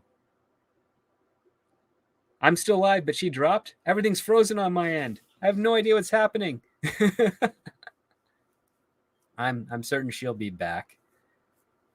Oh boy. They came after her. Well then, I guess this is my show for the time being. It's not going to be weird at all. Oh, I'm still here. That's something. I guess it just so how's everybody in the chat doing until Nina gets here? Let's see. Wow, the chat's flying now. Maybe Power's gone in Canada. No, I'm here in Canada. She's not. So we'll see what happens. I can't even select the chat to enter interact with you on the visual side of things. So it looks like this is the Script Doctor show on Nina Infinity's channel. Thank you so much for being here. Please like, share, and subscribe. And we will see what's going to happen on Nina's side. Looks like we got a blackout on her end. So that is happening. I'm certain she'll be back. Mike Saha for $1.99 says, "Have you heard of the King James Bible?" Yes, I have. One heck of a book. One heck of a book for the Church of England. Oh boy, off script for the Script Doctor, JB. That's for sure. I can't even check. Yeah, Nina just DM'd me. Her internet is frustrating. Oh, she's back. Here we go. You're back. Really nice way. That is not what I said. It is not. I was just being a little. I was cleaning it up a little bit.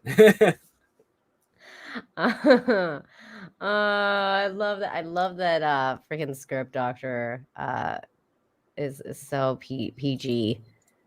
Mike Saha for $1.99 says, "Have you heard of King James Bible?" No. Yes, that's the Church of England. I think that's also connected to Anglican is the denomination. Oh, maybe not. I have no idea about any of this. Did any other super chats come in by any chance? Because my chat's like cleared. No. Okay. Other than the Tweaky Kid was a member for 10 months at the solar system level. Yeah.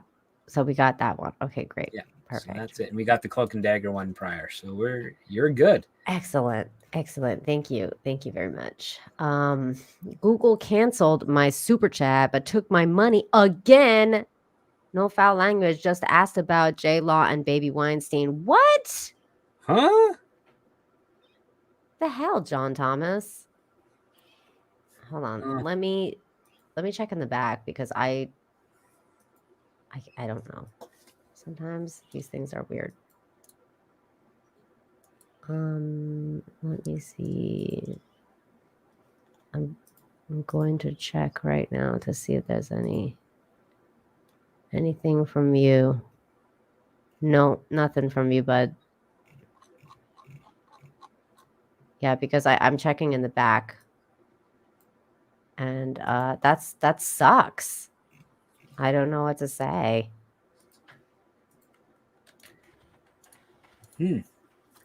Well, Google's a pain in the butt sometimes. Yeah. Well, not sometimes, most of the time. Just that's annoying. We might have another guest dropping by soon. Mike, thank you for another $4.99. It says, "I'm from Russia. I was once tired until I was no longer tired. This is why I'm here. Here in Russia, we only like the King James version." Oh, so that would be it's the English. Yeah, it's an English translation, right? I'm guessing. I'm fading on my memory of that because I grew up in a town with it was Catholic, Anglican, Protestant, born again Christian, Baptists. Then you had the Jewish synagogues, and there was no mosques around. So there's a lot of different religions in the neighborhood. It's a lot of stories bleed together here and there. Mike Nunes says, "Close to the original KJ version." I don't know what that means. King James version. Yeah. Oh, okay, King James. This I like. Pure blood. Yes, that's the unjabbed. Yes, that's what I am. Just checked Barry's Twitter again. Nothing. Come on, Barry. What is going on with you, girl? If she's in LA, it's probably dinner time. That is true. This is true. Let's see. Meanwhile, oh wait. Let's see here. I'm gonna check just to check and make sure there's no member messages. Nope, we're good. And then I wanted to check and see if there is anything else interesting going on with Twitter. Ooh, let's Let's check on the Miles Morales tweet. Let's see if I've got any bots over here. Ian says it's spicy. Okay, hold on. Let me share my screen so you guys can see what's going on.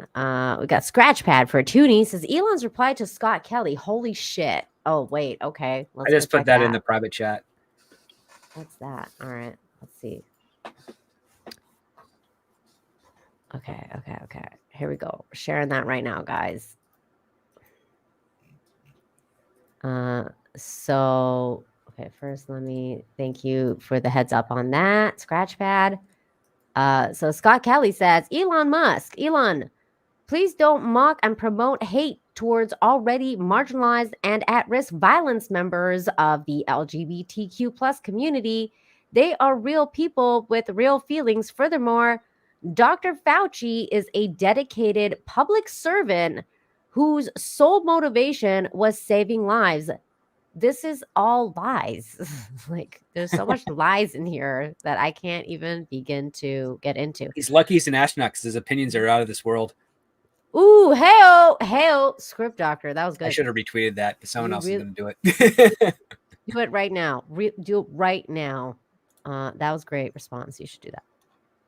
Elon Musk replies, I strongly disagree. Forcing your pronouns upon others when they didn't ask and implicitly ostracizing those who don't is neither good nor kind to anyone. As for Fauci, he lied to Congress and funded gain-of-function research that killed millions of people. Not awesome, in my opinion. Great tweet. Fantastic stuff. Let's go. Let's freaking go. I'm just going to go. Mic drop. This dude is a freaking badass.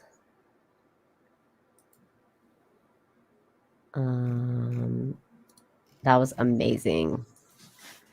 Justin Doyle for 10, thank you, says, SD, you should do a video on writing rooms, how they are structured, who controls them, etc. When I saw the picture of the SW writing room, I think that's Star Wars writing room, I thought, really, is that how you write a great story? You know, I think Are you Justin talking about the story group, Star Wars writing room? That was pathetic. But, yeah, I mean, honestly, Script Doctor, I think this is a really good idea because, like, seeing what he said about the Star Wars writing room and the more recent, She-Hulk and how they put the She-Hulk writing group in there and writing everything. room, empathetic. If that was like real and they just brought a camera in there to shoot it to do their scene setup, that's sad. I'm crossing my fingers and hoping that was just a set. However, if you want to see how a writing room is properly structured, go get the Star Trek Deep Space Nine documentary, What We Left Behind. There's a whole collection of segments there where Ira Stephen Bear and some of the initial staff writers from DS9 put together a season 8, episode 1 recap outline where they plot it all out with a little bit of speculation on what that rest of the season would be. I want to see that so bad. I can't believe I've never seen that. And it's pretty much the basic of the average writer's room because every writer's room has a lot of overlap of similarities, but it's also got a little bit of a uniqueness based on the showrunner that is conducting it. And also, again, I don't know exactly how it's done for streaming because it is a new world out there. And sadly, I have not, since the COVID hit, I have not been to LA to even guest or tour any of these writing rooms for streaming services since. So I don't know what it's like there. But generally, it's like looks like a conference room. You got a lot of either whiteboards or cork boards up there. Everybody's got a laptop and notepads and whatever placed up. The showrunner either has an idea for a story direction that everybody else has to expand upon and work with, or they have a pilot and the start of a show Bible and everybody starts contributing to that. And then as they contribute to that, they start breaking down the story for either episodically, if it's not a serialized thing, or for an overarching goal for the season based on what the episodes they have. There's also a whole section of it where they do scheduling. So they take a look at where are they filming, what can we predict the weather to be several months from now when we're filming there. Do we have outdoor exterior locations or interior locations? It's a whole slew of stuff. And then on top of that, if you get assigned certain episodes, you have to realize, yeah, you're flying to where they're shooting that week to oversee production. Wow. And then you get rewritten by the showrunner or the showrunner's assistants on behest of the showrunner. So that's a lot of information. I really want to watch that DS9 thing that you're talking about. It's really good. It does have its woke. Where do I get that? It was a crowdfunded one. I think it might be connected to the StarTrek.com website. I got a digital copy because I supported it. Oh, okay. It's long. There's lots of content to it. A lot of special features. It's huge. But It's huge. It's huge. But again, Ira Steven Behr is he does jump back and forth between the woke and not woke stuff. Because they talk about. I can get it on Amazon. Okay, great. Oh, if you can find it on Amazon, that's great. Yeah, I'm gonna get that. If you're a Prime member, then hopefully you can stream it. I could definitely get that. And Mike Sasha for 2.0 for $1.99 says, I just evolved to Mike Saha for 2.0. He's like a Pokemon. He evolved. Now he's Mike Saha 2.0. Good job. Wait, what is this thing called again? The documentary? It's What We Left Behind. Yeah, they have this one woke thing where they talk about the Jadzia Dax stuff, where because yes, they kiss, and it's like we didn't go far enough. It's like you did fine. No, you did fine. Yeah, you did fine. And also, do they go into why they kicked her out of the show? They explain there's definitely a communications issue. That was the thing. She wanted to work on some other projects that the scheduling was conflicting with Deep Space Nine. And she just asked, is there a way that I can do that? And they said, sure. And instead of just writing her on a mission, like an away mission or something where she's not going to be on screen for a couple episodes, they kill her off. Oh my God. She was disappointed by that, but she held no animosity to who came in, the actor that came in to be the new Dax. She actually loves her. Great though. That was the thing. Like she like had really big shoes to fill, and she did. She did really well. And yeah, and only in one season. Like that. And I ended up liking her a lot. And then I also thought that when you look back on it too, it's kind of really fascinating to see how it all kind of went down, because when you rewatch it and then you kind of know the story about what happened, you're like, oh, okay, but it's weird because it kind of goes with the storyline and how they kind of interwove it into that. Because when you first meet Jadzia, she's supposed to be Curzon's not reincarnation, but she was just she has just had the symbiote in her. Curzon was alive maybe a month or two ago. Yes, of that nature. So very recently. You're getting that kind of transition where her old friend is getting used to that. Everyone who knew her as Curzon is getting used to that. And so Cisco is one of the people who's getting used to it. And then, we don't really understand that until much later on when she passes away. Spoiler alert. And then you're like, oh my God, I have to get used to this new Jadzia, but it's not really or this new Dax, but it's Ezri, and I have to get used to her now. And now I understand how Ben felt, or how all these people felt about Curzon. And the other part too is the Ezri had no formal training to host a symbiote, so she is figuring it out as she goes. Mm-hmm. Where Jadzia had years and had to compete and be the best of the best in order to host a symbiote, because it's considered a privilege in their culture. Mm-hmm. So yeah, it's fascinating. It's a good documentary. Good insights into Star Trek of the Sign. I still think Ira Steven Behr needs to stop dyeing his beard blue. It's ridiculous. We have a new guest joining us. He is one of the people that I was talking about earlier, where I was like, what? There's good lawyers out there? Huh? What? That's a thing? Wait, sure. I have to actually change my thing to get his intro. Dad, there's been an accident.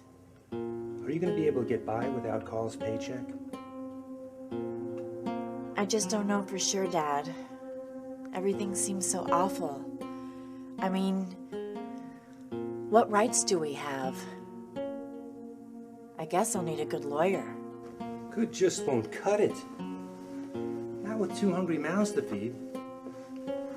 You need the best lawyer there is. Sounds nice, Dad, but who? Oh my goodness. Ooh! Whose Sailor Moon shirt? Why, mine, of course. It's a little tight. The Sanders guy, I'm sorry. 5 bits is not enough to have your message read, but it is enough for me to shame you as a poor. Look, if you guys need to see higher socks, you need to send higher bits. Frankly. Hi, Nick. Hi. Hi. How are How's you? it going? Oh, I'm fine until I see that intro every time. I'm always fine until then. It's so funny because every time that you come here and I play that, I have a bunch of comments that goes, "You get a sub for that intro alone." Like they don't even watch the show; they just watch the freaking intro and they're like, "I'm subbed." And I was Yeah. like, "Great, No, that's deserved. thank you." How are you? How are things? You've been away for a while. A little like I was gone for a couple days, and then I was back, and then it's the weekend. Except for Friday, in which apparently I just decided I didn't need to be alive. So I just passed out completely unconscious at the time I would have done a show. That was good. But my voice is destroyed. I'm not sure why. I was going to ask, do you have a cold? Because I had a cold. No, I feel fine. But my voice just decided to stop being. Have you been karaokeing a lot? No. Nothing. 0. Wow. Honest. I've been doing shit. It just went away. That's crazy. Doc Broski, thank you so much for the $4.99. Thank you. It says, and on the 7th day, the law pope cometh. Yes. That's true. He did. And Mike for $1.99 says, how do you feel about Mike Saha 2.0? It's pretty good, but I'm just not sure it's capturing the spirit of the original. So, I mean, but it's remakes are always hit or miss. Yeah, it's questionable. I concur. What about you, Script Doctor? What do you think of Mike Saw 2.0? Well, if it's an improvement on the first one, I'm all for it. But nothing beats a classic that actually established the reason why a remake was made in the first place, right? There you go. There you go. Straight up from the showbiz. From an ostracized showbiz person. Oh my God. So did you see this tweet, Nick? This is his most recent one to Scott Kelly, who responded to Elon Musk saying my pronouns are prosecute / Fauci. And he said, Elon, please don't mock and promote hate toward already marginalized and at-risk violence members of LGBTQ community. They are real people with real feelings. Wait. Furthermore, is Fauci an LGBTQ? I don't think so. But furthermore, Dr. Fauci is a dedicated public servant whose sole motivation was saving lives. Bruh. Have you ever met a public servant? He literally killed puppies. Like he tortured and killed puppies. And this guy's out here like, this guy wanted to save lives. Why? Why does he bring up the LGBTQ stuff? Well, if you think about the plus aspect of things, he is a weasel. So if he identifies as a weasel, that probably qualifies in the alphabet. He's other kin. Oh my God. It's probably because of the pronoun thing. Because like the LGBTQ people are like associated with the pronoun thing. I just figured it was a low-key shot at Fauci. Yes. Look, Elon, I know he's gay, but it's not his fault. Oh, that's hilarious. Yeah, he's like, I got news for you. I am not gay. I have relationships with women. Sex with men. And I got news for you. That means you're gay.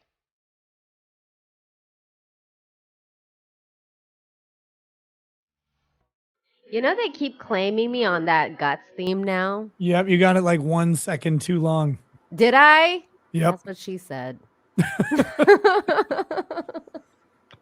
God damn it. I like it when he goes like this. That's why. Like it's like you gotta get the Yeah, you got to have it. you have to. It really sucks that they claim it because it's perfect. It's actually perfect at the length you have it. And no, they claim it there. But if you cut it a little bit shorter, they do. They won't. Okay, good to know. I'm gonna cut it like a little bit faster from now on. Ian, thank you so much for the 5. Says the raspy version of Nick's voice is a dead ringer for Bob Odenkirk. Yeah, the guy from Saul Goodman. Yeah, Saul Goodman, the guy from Oh. Nobody. Yeah. My God, dude, he's right. You are Saul. That's I think he's a lot more ethical than Saul Goodman. That's because you don't watch him enough. Oh, jeez. Shucks. Well, I mean, Here's I'm Nick, assuming like- through his legal briefs, he's ethical. What he does in his personal life, he can do whatever he wants. I don't care. Nick is like being super nice to me, and he's like, I could be hanging out with anybody right now. You got that fucking intro. Now you're telling people I'm like fucking Saul Goodman. Like I'm never coming on your fucking channel again. Like this bitch. This is the last time, Nina. I'm going to take my gravelly voice and leave. Oh my God.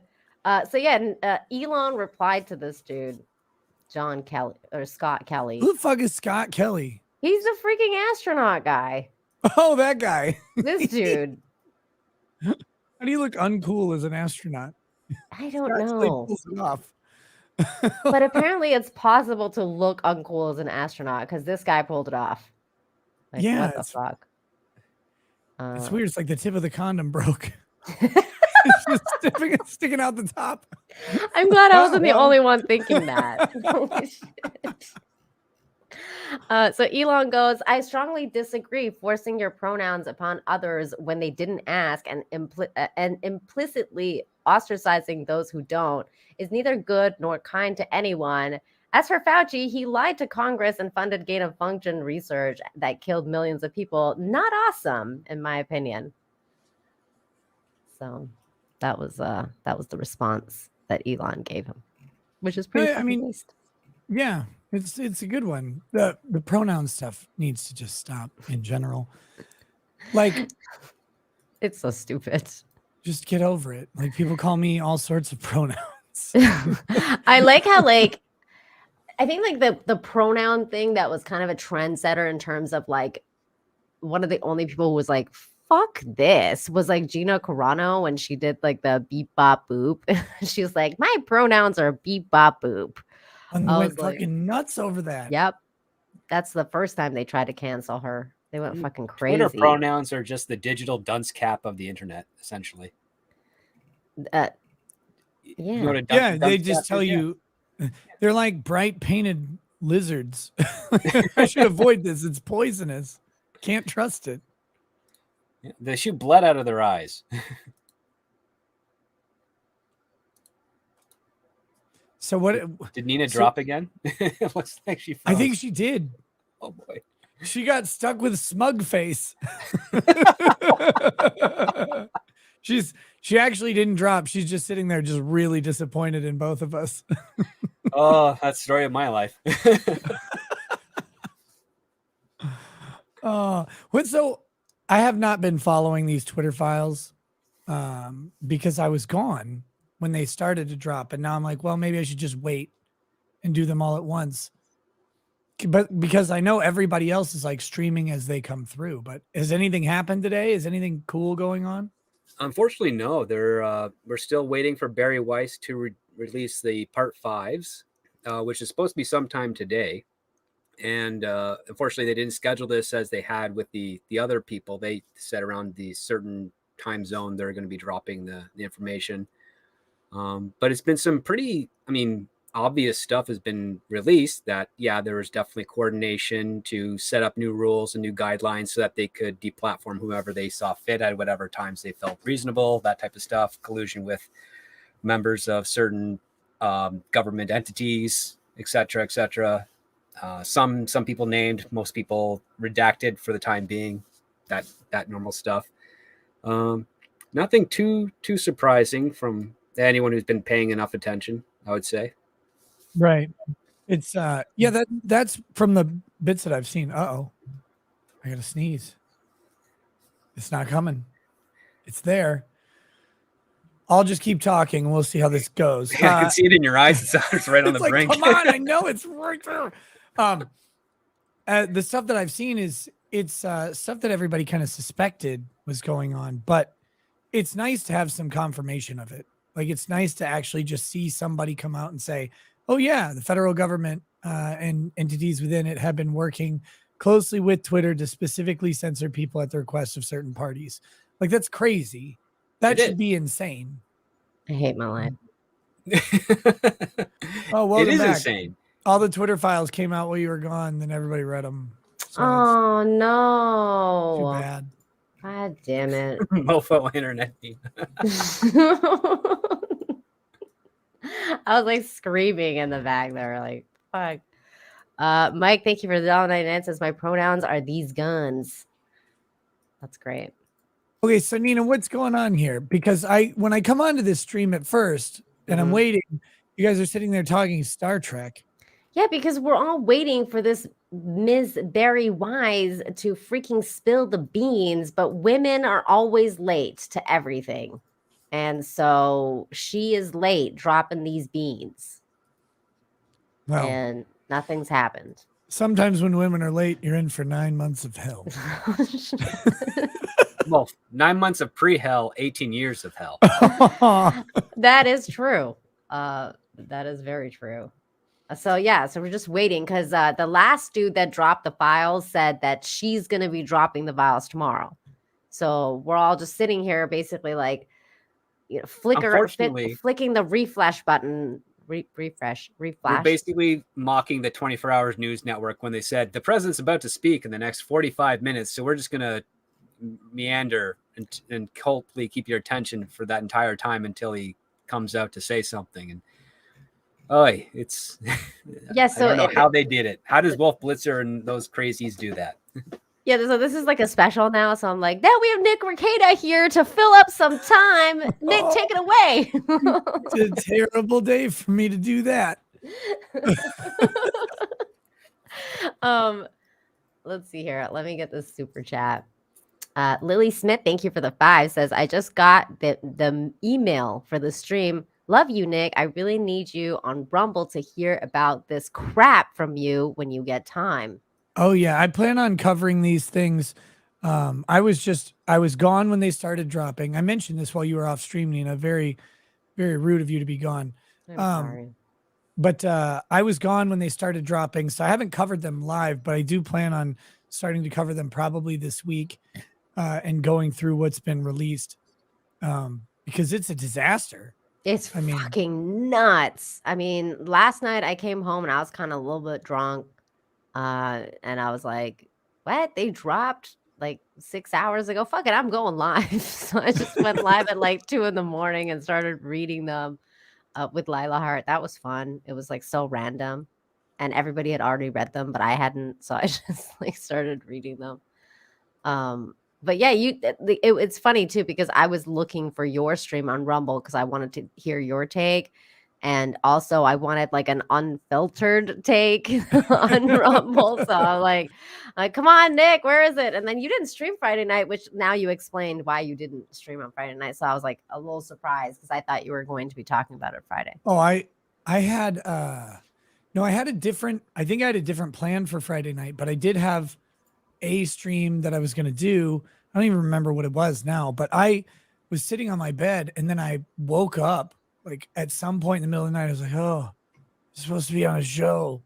Oh God. And went back to sleep. Like, I was dead. It was crazy. And then I did the same thing yesterday for Flashcast. I think I'm just playing catch up because I went to Miami for that Rumble deal. And like, it was just, pretty fast turnaround on the trip. Some late nights, some good fun, but man.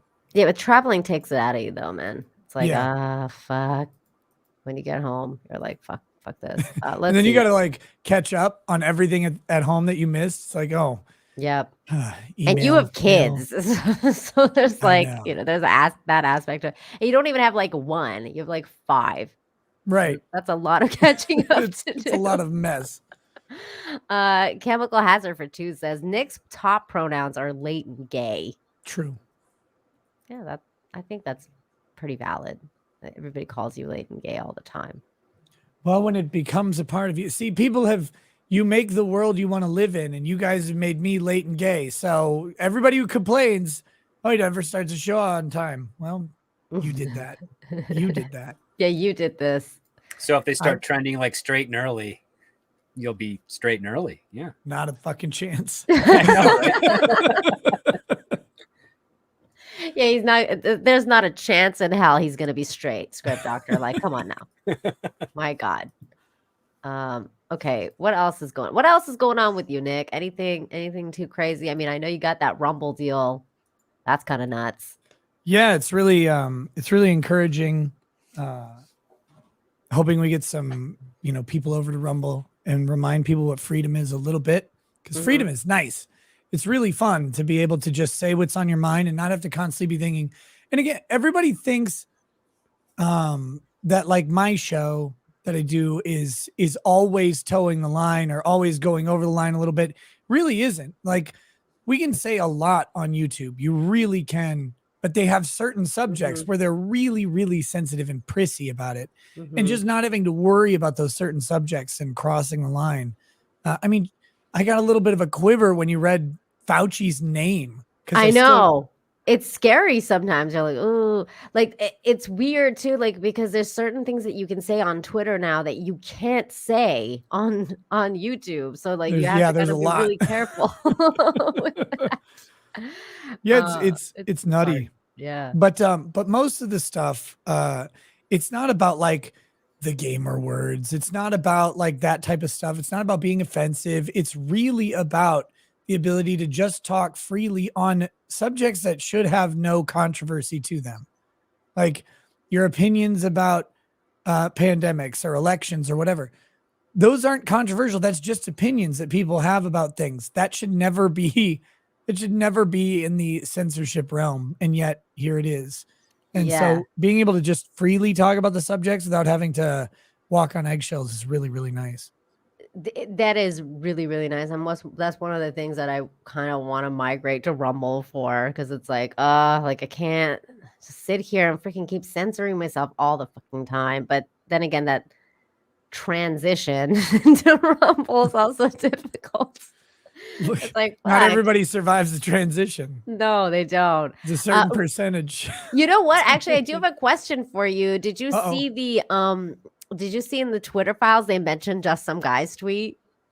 No. You didn't see it? Was it a good tweet? It was an okay tweet. Like it was a terrible tweet. But I saw it last night and I was laughing and I was like, oh, it's just some commie. Got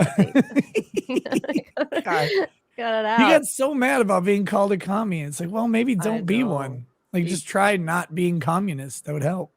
Here, let me show it to you because I retweeted it. I actually tagged him because I was like, hey, they talked about you in the Twitter files. But I don't think he cared. But he at least he hasn't blocked me yet, which is fine. I don't know if I'm blocked by him. And I don't know if like the resurrection on Twitter unblocked me. Like I don't know how anything works anymore. Did he actually ever block you? You know, I think so, because he did the yeah, I'm still blocked. Oh my god. Just checked. He actually still blocked you? Is he the guy that got upset about the dude buying the hand sanitizer a while back? Yeah, okay. yeah. Okay. That's him. Well, I don't believe we should regulate people. Well, except for this, though. Like, wait, I don't know. That works to me. That doesn't work for me. It seems kind of communist. My internet keeps freaking going crazy. Stop it, internet. I hate you. But this is the tweet. In fact, I'm gonna like put this in the private chat just in case I get cut off. You're like, what? What is she talking about? But there's the just some guy tweet right here. So he's reporting that what if a user dislikes Trump and objects to Twitter's censorship? The tweet still gets deleted, but since the intention is not to deny the election result, no punishing strike is applied. If there are instances where the intent is unclear, please feel free to raise. And then they've cited just some guy's tweet where he says, "I don't even like the man, but I'm not going to put up with Twitter deleting opinions they don't like." And so they have a whole conversation about should this kind of tweet be banned. This is insane. That's nuts. Why would they ban this tweet? Why would it even be like on their radar, right? It's so innocuous. It's so stupid. Like it's just like it's the most milquetoast thing, but they're so scared. They were so scared of this guy that they wanted like not even his like the mention of his name. It's like what he's like Voldemort or something to these people. It's like don't even talk about his name or you're banned. It's like it's fucking well, I guess it's just the context of the Trump tweet that he's replying to, since Trump's talking about the election. I guess that was their issue, but yeah, who cares?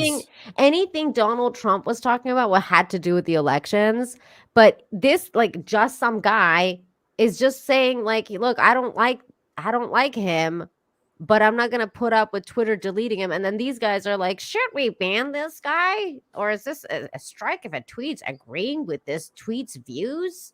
And then they're like, he's not really agreeing with his views. Like, well, what should we do? It's just like Even a whole if he conversation.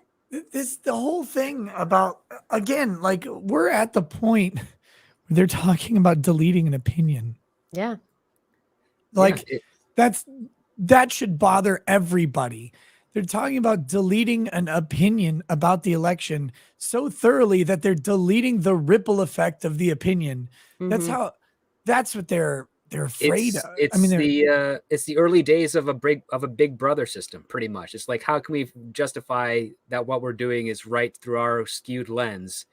And they're basically saying, well, yeah, he's sharing the tweet to his followers, so it's spreading, but he's not saying anything to support it, so I guess it's okay. And it's like, you're splitting one hair into four right then and there, and it's you can tell it's just going to get further and further. They're going to have a snowball effect where eventually they'll just say, yep, they use the word, and that word alone is enough for us to say, nope, you're not going anymore. That's pretty much what they wanted to get to. It seemed like. Yeah.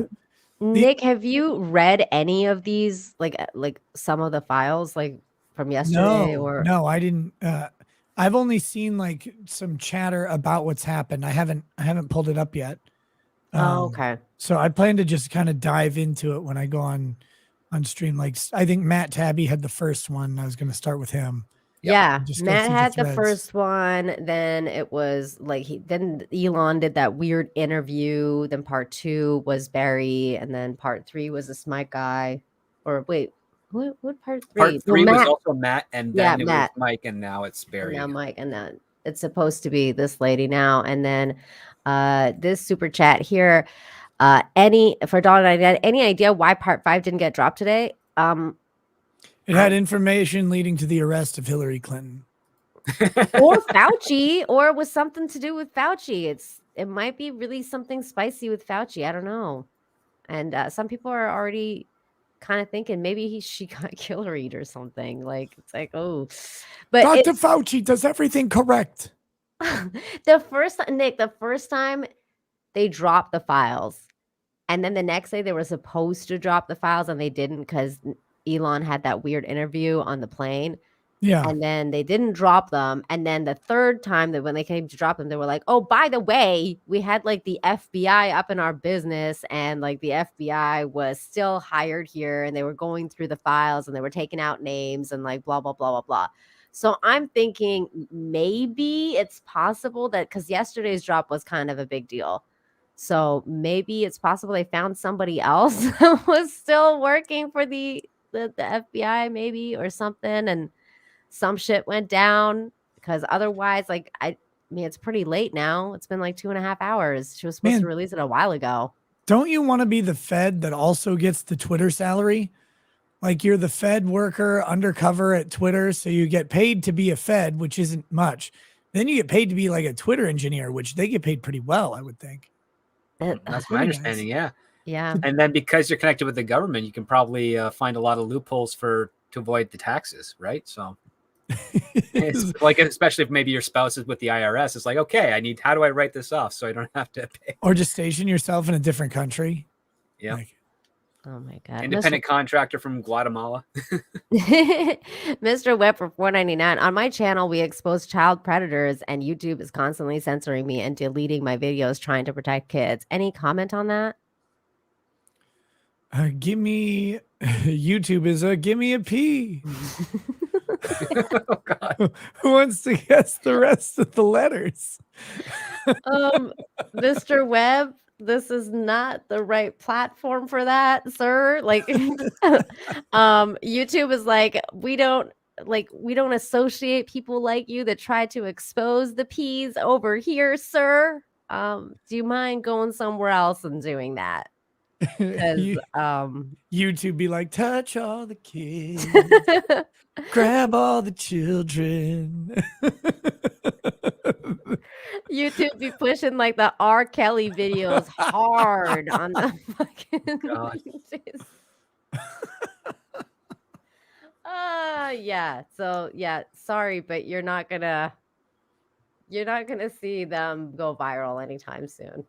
YouTube trust and safety taking kids to the water park all day. Oh shit, it's true. Scratchpad for Toonie says my pronouns are golf, accurate self. What? Go fuck yourself. Okay.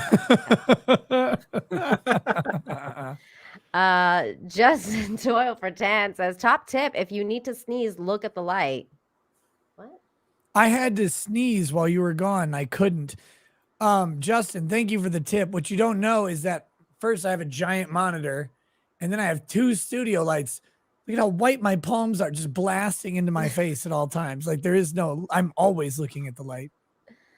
I will say this, Nick, I'm kind of a little bit disappointed in your lack of Christmas decorations in your office. Oh my God. Decorating for Christmas. I'll get it done in 2 or 3 years. Please tell Lady Rackets that you need at least a small Christmas tree behind you, directly where whatever the fuck that thing is sitting. Like on the shelf. Yeah, right there. Johnny Depp portrait. Yeah. That is a Whistle Pig Boss Hog bottle of whiskey. Thank you very much. What's in the bottles in the box? Well, you can put a little mini Christmas tree there and then put that box right next to it. Maybe. I'm just saying. You need to get festive over here, Nick. I mean, look at my office. It looks like freaking Santa Claus threw up in here. Yeah, it looks like reindeer bukkaki'd your office. It's horrifying. Like, and I love it. That's totally fine with me. It's okay. Sword and Scales here for $10. What's up, Can't dude? find a girlfriend, become the girlfriend. That's terrible advice. That sounds like multiple personality disorder. Hey, Mike, what about if you can find her girlfriend and her name is Kat, she probably ate your parents. Oh my God. That happened. Although for a second, Nick, I went to Drexel because his wife's name is Kat. So I was like, wait, what? No, not what that. happened with Drex? Like, Not that one. The one who ate that guy's parents. She totally munched on him. So it was so disturbing. I was like, this is so fucking weird. Script Doctor, do you have any idea what we're talking about? No, I just hope that she didn't say it tasted like chicken. We don't know what she said after she ate them. Her interviews with the police are out. It's 5 hours long. I haven't gone through them. Are you I really gonna? want to. Yeah, I want to, but it's like, God, when going through 5 hours of interview takes like 7 hours at least. Oh my God. I would love for you to do that. And also, I would love for you to cover the new Danny Masterson trial because apparently there's going to be another one. Look, I missed the first one, so it's good to have a round 2. Yeah, there's a round 2 coming up. Script Doctor, what we're talking about is that in the great state of the weirdest fucking state on earth where people kill and eat their parents, Wisconsin. Wisconsin. I'm telling you, there's something in the water over there. But this dude, Chandler Halderson, killed and ate his parents. And then, okay, they didn't charge the girlfriend with anything, but Nick and I know, like there's just there's something just inside something of you there. Yeah. where you just go, So you're getting some like smell a Paul, cannibal. you're getting some like Paul Bernardo vibes where Paul Bernardo was manipulated by his girlfriend to do all these things. That type of thing. Well, I mean, I'm not sure if she's the one kind of pulling the strings and making it happen, but I think she tried it. Like when he Took a nibble. Everybody takes a nibble. I think she tasted it. I think she was like, you know what? When am I ever going to taste a human again? I think I'm going to just do it. I think I'm going to take a shot and give her a taste. Why not? Let's see what happens. She ate them. This I is don't all care what anybody. I'm surprised it's in Wisconsin because don't they have an abundance of cheese? They have an abundance of killers in Wisconsin. They do. There's something More than violent, horrific ones. Yeah, it's fucking nuts. Taylor Shabusiness, she's going to town on her submissive boyfriend, then just ends up decapitating him because, well, why not? Oh yeah, she's from there too. Yep. Oh my god, there's so many. Okay, there's a new murder that Lila was telling me about last night. Did you hear about this? That the killer's still on the loose, and like 4 roommates were killed, like 2 survived, but 4 of them were stabbed to death. It's this whole fucking crazy thing. I haven't heard anything about it until last night, and I was like, I'm gonna look into this. But this one's in Idaho. Okay, it's fucking nuts. I was like, what the hell's going on? Here, hold on. I'll pull up the article. Idaho murders. Wife of a convicted killer says he had nothing to do with the Idaho student murders. That's from 7 hours ago. Okay. That is a weird thing to say. Here we go. Fox News, Idaho murders. Police say they're getting good tips for weeks and despite a lack of reward and suspect. What are they doing? Like, how do they not have a fucking suspect? It's been 1 month since the small community of Moscow, Idaho was Should we rocked just by listen the to brutal this? murders of 4 college students. As the desperate search for the suspect continues, police are warning the public to be vigilant. why did the guy on the left look like he was from 1986? That the guy, I think he was one of the victims. Yeah, I know, but like graduation ceremony. Weird. Urging His people picture was like, it was a terrible picture. Why can't you freaking? You can't do it while paused because as the desperate search for the suspect Oh continues, yeah, it police was a are warning terrible, terrible image. Wait a As the minute, that desperate looks search kind for of the like suspect me with the continues, stupid police are haircut. Oh my god, it did kind of look like you. Like if I shaved.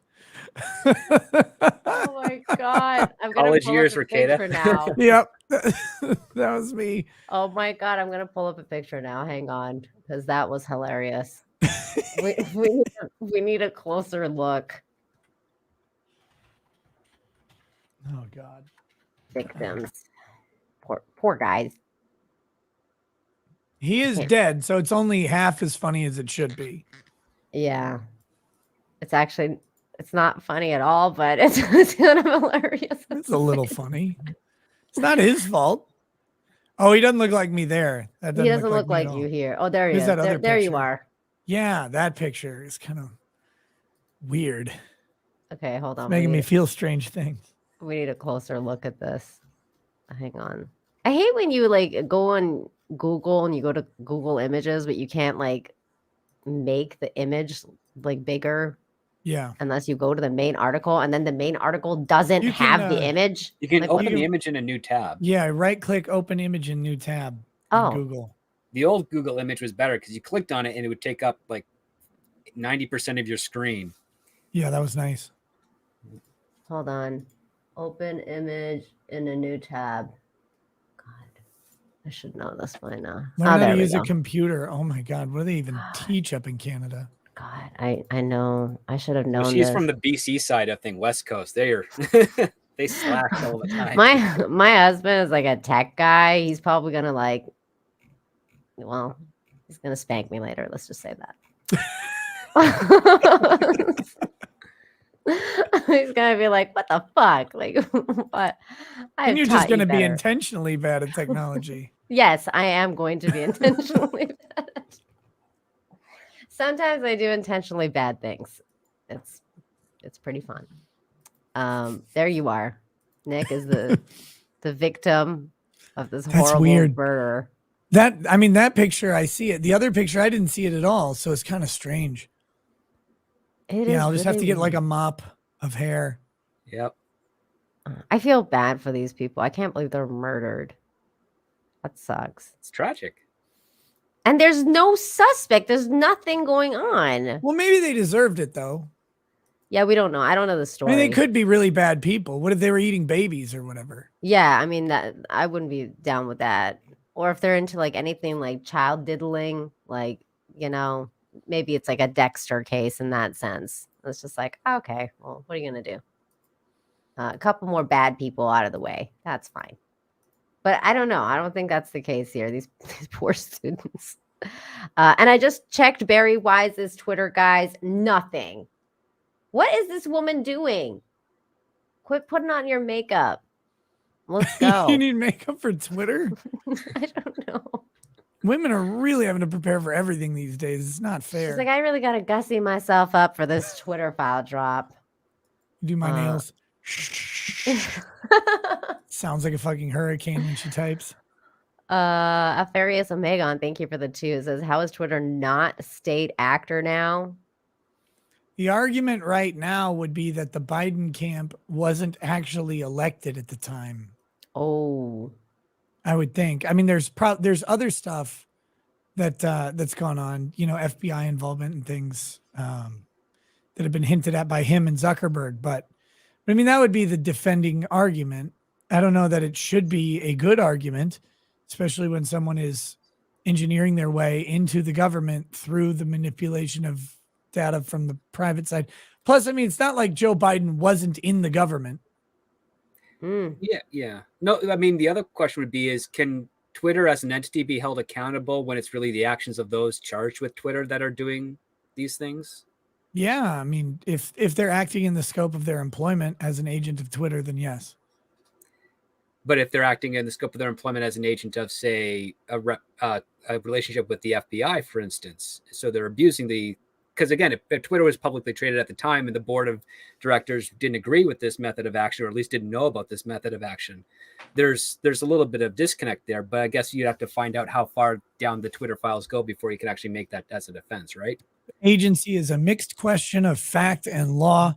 It's state dependent on where they are, or where their employment contracts or where their agency contracts would be located, and under what law they're in. But I mean, it's certainly possible.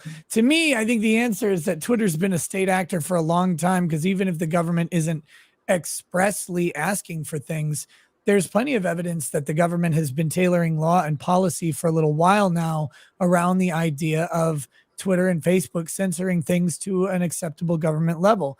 We saw this with when they brought Zuckerberg and Jack Dorsey in for their struggle sessions in the Senate, inquisitions.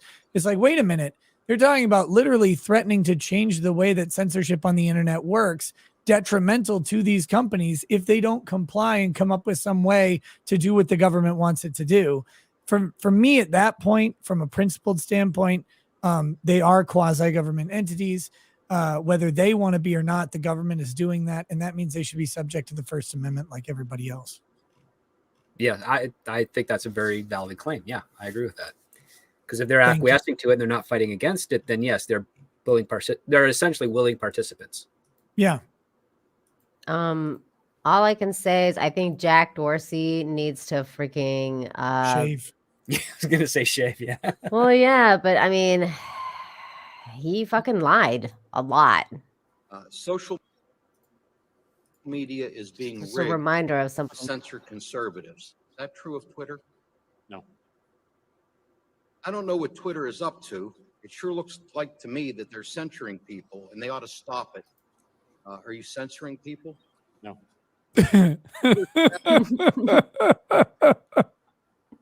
bad. Is that true? No.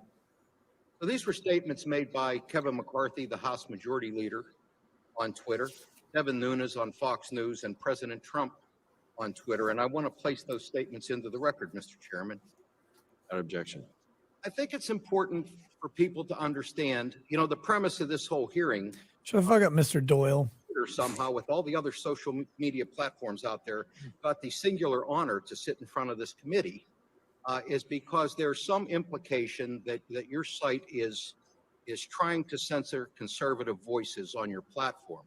Now, when you tried to explain the shadow banning, as I understand it, you had a system where if The people shadow who were banning. following people had some behaviors, that was the trigger that allowed Yeah, if they were caused you to do the conservative shadow was the banning. So trigger. you were So really fucking an simple. opportunity shadow banner, Right right? wing. You didn't just shadow ban for conservative Republicans. You shadow banned 600,000 400,000 conservative your entire Republicans. platform across the globe who had people following them that had certain behaviors that caused you to downgrade them coming up. Is that correct? Correct. So this was What never behavior did targeted I have that at caused me to be shadow conservative banned, you fucker? Republicans. This was targeted to a group of 600,000 Well, okay, people Nick, because come on of now. the people who followed them. We know what kind of behavior you had, Nick. I am a good boy on Twitter. I've done nothing wrong. I think it's all the fat shaming, personally. And then you determined that wasn't fair, and you corrected that practice. Is that correct? Correct. So just for the record, since you've been singled out as a social media platform before this committee, Not Twitter singled out. It's just undertook his no turn. behavior to selectively Zuckerberg has sat there like a robot in front of you conservative idiots many Republicans times. or conservative voices on your platform. Is that correct? Correct. Good. So let the record reflect that, because that's the whole reason, supposedly. This is we're 9 here, inches of beer to because go, House Jack Leader Dorsey. Kevin McCarthy wrote our chairman a letter. This is part of my problem with like state and congressional inquiries, is that the congressmen or senators spend so much more time asking the question than they get in regards to hearing an answer. Oh yeah, they love that. Their whole purpose is to just waste everybody's time with the question. State your entire narrative in the question. It's like, well, but we don't actually care what your question's wording is or what your thing is. We want to know what the answer to the real questions are, and the real questions are not, are you censoring? We know you're censoring, but the questions are you in control of the censorship, or is your middle management in control of the censorship? Because the censorship is happening. So is that coming from the executive level or the management level? And nothing illegal about it, by the way. Twitter can absolutely censor whoever they want. But if it's not coming from Jack Dorsey, and I do have a suspicion that maybe he wasn't as guilty of it as we like to place on him. I mean, he has the general responsibility as the CEO, but I think what he did was he just hired so many danger hares into positions of power, and then they propagated their horrific breed upon the rest of the country or company, spreading like cancer throughout all power positions in the middle. And I've gone on a long rant about this, but the people who are most terrifying in this country are people who are content with not being rich. They're the scariest people, because they will sit in middle management positions in administrative places and to not get paid a lot to ruin and control the lives of so many. We see it in HR departments. We see it in these trust and safety places. It's like these people can move on to really powerful places. They can move on with lots of knowledge, start new companies. They can make a ton of money, but they'll take a moderate salary for the purpose of having control and authority over someone else's ability to speak and think, to mold it into their image. And that's the most terrifying people on the planet to me. No, you speak actual truth to power, because there are a number of corporations, especially big ones, where it's not at the top where all the power is. It's actually who controls the flow of information and who can manipulate that for whatever they want to gain. This happened in the 90s in the Canadian government. It happens a lot in politics, in Hollywood right now, where even people on the lowest chain of things control what comes in, and that shapes everybody else above them to what they think the market is. And that's why we get a bunch of crappy movies and TV shows and things of that nature, because fresh out of college kids are reading the scripts that are being submitted, and they're only passing up the ones that meet their checkbox and ideology. And the stuff that used to get made and be profitable and cheer people up is getting pushed aside because it doesn't fit the progressive agendas. So you're a Hollywood guy, or former, right? I am temporarily ostracized because the state of California won't let people in without showing certain vaccination ID. So Okay. yes. Okay. Can you help me out here? Sure. Can you tell all indie movie creators to widen the shot a little bit? Like, don't make it so tight. Because I want to watch these indie movies for the writing and stuff like that, because they tend to have a better chance of not being like woke trash. But I can't take, like, why are you all using? Yeah, everything's a 50mm lens. It's like, back off. Just back off a little bit. Like, give me a little bit of that wall in the background. I want to see the pattern on the wallpaper, please. Like, why can't they do this? Can you help me? Can you tell me why? Well, on the independent side of things, it's usually a lot of cinematographers starting out. It's usually within the first 10 jobs that they've ever had. So they're still getting used to the idea. And in most cases with independent films, a lot of the concept behind it is that it's not going to be shown on a theatrical screen. It's probably going to be shown on a television screen. And so they try to shoot it a bit closer to TV. And in TV, the cinematography is a bit more closer and a little less wide shots, maybe medium 2 shots and things of that nature. Yeah. But I think they take it farther than TV, though. They like some of these shots. Sometimes they go really close, but it's really just the amateur aspect of the fact that everyone on the production is probably still learning and they haven't quite figured out their style and method yet. It's frustrating. I worked on a number of independent films where you see the dailies and you can literally count the number of eyebrow hairs a person has. It's that close. And you're like, you can do a medium shot here. You don't have to get so close. And then there's also the arteurs. I think they're scared of all that space. Well, the other part too is maybe they don't have a full set. So they actually they have like maybe a 4 or 5 square feet of a corner and they're like reusing it multiple times and redressing it. So they hide it as best by having a tight shot. You never know unless you actually see some of the EPK or behind the scene featurettes that some of these independent films have on their Blu-ray releases, if they are lucky enough to afford such a bonus feature. But, I understand the frustration with that. It's that, and how many independent movies are there out there where it's really about drugs and a gun and nothing more. Like, too many of those as well. Nick, have you seen anything like good recently? TV or movie wise? Doesn't matter. Whatever. Anything that comes into your head. I kind of like House of the Dragon. It's not bad. Although on like the visuals of it, my wife and I were noticing a lot more of a CG of the backgrounds and stuff like that. The set seemed a little bit like hacked together and not as clean. But I liked the show. It was pretty decent. Mm-hmm. As far as other good news stuff, I'm trying to think. Well, I watched Wolf of Wall Street today for the second time I've ever seen it. That was really good. That's old. I've never seen that movie before. Dude, it was it's a blast. Like, that's just a fun fucking movie.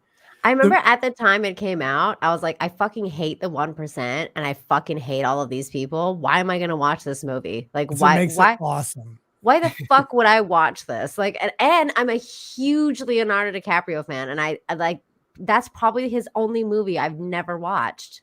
Oh, you got to watch it. It's really good. It's very enjoyable. But the movie I want to watch most is RRR. It's so good, Nick. You would love it. I can't wait. I'm like, javelins, a jaguar into a man. You would love it. It's so good. Like, there's so much toxic male greatness in that movie, but it's not toxic at all. Like, it's like the best. It's this like awesome concept of Indian masculinity, which shows up in all of their movies. So India and Korea have my attention for cinema right now, or over the past couple of years, because they remind me of the US, like in the 80s and early 90s. And it's like, yeah, let's go back to these like sort of traditional within culture ideas of what masculinity and femininity are. And like, let's just blow stuff up, be awesome, have fun, be ridiculous. It's okay. Like, it's fine. And heroes can just be heroic. Like, they don't have to be like tortured past type things unless it makes sense, but not like everybody, and not everybody has to have like some critical flaw makes you want to not like them. Like, we don't need everything to be an anti-hero. You can just have like this symphonic approach of a hero and be happy with the fact that he's going to destroy everybody and Korea and India have it. Yeah, he's going to get justice for their own cause. I mean, that's one of the Yep. things I started preaching or pitching to Hollywood between 2006 and 12. It's like, we don't have any positive role models for kids. We don't have any role models where if they don't look up to their parents, the parents would still be happy that they're looking up to this character as a model of how to behave. Like, we didn't have that. And all I would get sent back to me is, well, that's not exactly relatable because people in the real world aren't perfect. And I said, I'm not talking about perfect. I'm just talking about someone with the basic set of ideals. They can have any flaw you want. I prefer to be more creative as opposed to just drugs and alcohol and sex. You know, I like gambling is a fun one, or, you know, an obsession of buying things they don't need, like tons of action figures, which I've fallen into every once in a while, or, you know, a book hoarder or something, but nothing to the point where it's like, oh, if I was, you know, a parent and I saw my kid watching this and I saw this guy, you know, he's sleeping with hookers and drinking tons all the time, and he's supposed to be the hero. It's like, I really don't want my kid to feel like that's a good way to live life, especially if by the end of the movie, the hero doesn't abandon those traits because they're detrimental to him achieving his goal. It's like, I don't want them to think that's cool and fun. I want them to see that it's not a really ideal life to live in. Well, it's like they're writing all these characters for middle-aged men with regret. Yeah. I want my heroes to be doing hookers and blow. This is hilarious. No. Well, I actually do. I have a couple suggestions for you if you're taking suggestions about good stuff to watch. Surprisingly, there's a couple of things on Netflix that I enjoyed recently. One of them is the show 1899, which is by the same creators as Dark. I don't know if you've seen Dark, but Dark is also a fantastic sci-fi. It's about time travel. Dark, not this one. So this one I thought was really well done. First season's done. It's already out. I highly recommend that. And I also recommend the new Pinocchio by Del Toro. Guillermo del Toro. Gosh. That's right. And that's on Netflix as well. Is that a movie or a show? It's a movie, but it's basically it's a claymation. And it's a stop motion film. Don't be high when you watch it. It will scare you. It's fucking awesome. Be high when you watch it. It's fucking fantastic. Like, it's great. Well, pick your high. Don't go something too crazy. Yeah, don't take mushrooms. Let's just say that. But I wouldn't want to watch TV on mushrooms anyway. Yeah, probably not. That'd be horrifying. Though I did, dude, Nick, I watched Clone Wars on mushrooms in IMAX. Wait, and I was like, Clone Wars, like episode 2 or yeah. Okay. Like episode 2. And I was like, I can't handle this because Yoda was like, it was fucking an IMAX. And I was like, oh my God, Yoda's bigger than me. He's going to crush me. I was like this the whole time. Like, it was like so fucking crazy. Yoda's I have lightsaber one more. is so big on this screen. I know. I have one more suggestion for you. Okay. For stuff to watch. Show or movie. I got to get in the right column. Okay. The 1899 was a show. Movie was Pinocchio. And the last one is it's a movie. It's a sequel to.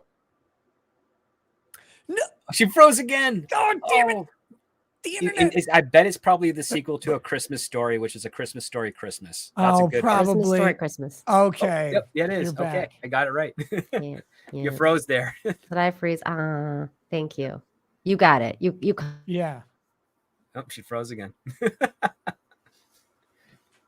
Someone recommended to me to watch Hot and Heavy on Discovery Plus.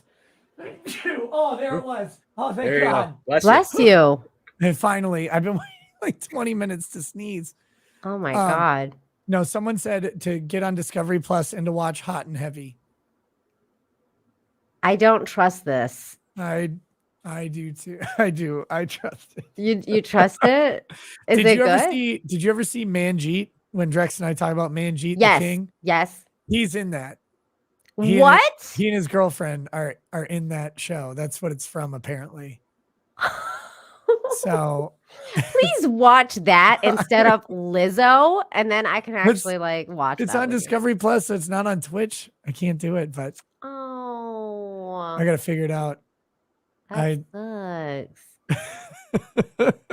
Oh man, that sounds awesome. We should watch that. Hold on, let me get a couple of these. John Lee, thank you so much for the 1999. Hey Nick, if Jack claims plausible deniability about the censorship 1A violation. Shouldn't he be as responsible as any CEO and is financially and criminally responsible under the whatever Sarbanes-Oxley with Enron? If Jack is actually responsible for criminal activity, then yeah, he's responsible for it. The question is he? I mean, you can claim plausible deniability all you want, but you never, when building any criminal case, you almost never know what's actually in the person's head. You have to develop it through circumstantial evidence. And so if there's circumstantial evidence to support that Jack knew the criminal activity was going on, he either, endorsed it or failed to prevent it, assuming that would have been his duty, because he created the environment where it was encouraged but failed to prevent it, making it reckless or something like that, then yeah, he'd be individually criminally liable for any acts like that.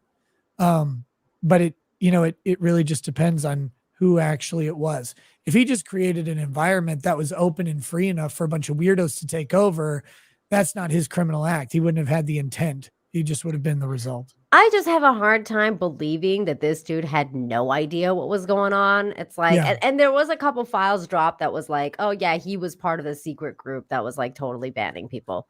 So I was like, I mean, I don't know. I really like, it was weird because at first when they were dropping the files, Matt was like kind of making it seem like Elon really didn't want to drop Jack Dorsey under the bus.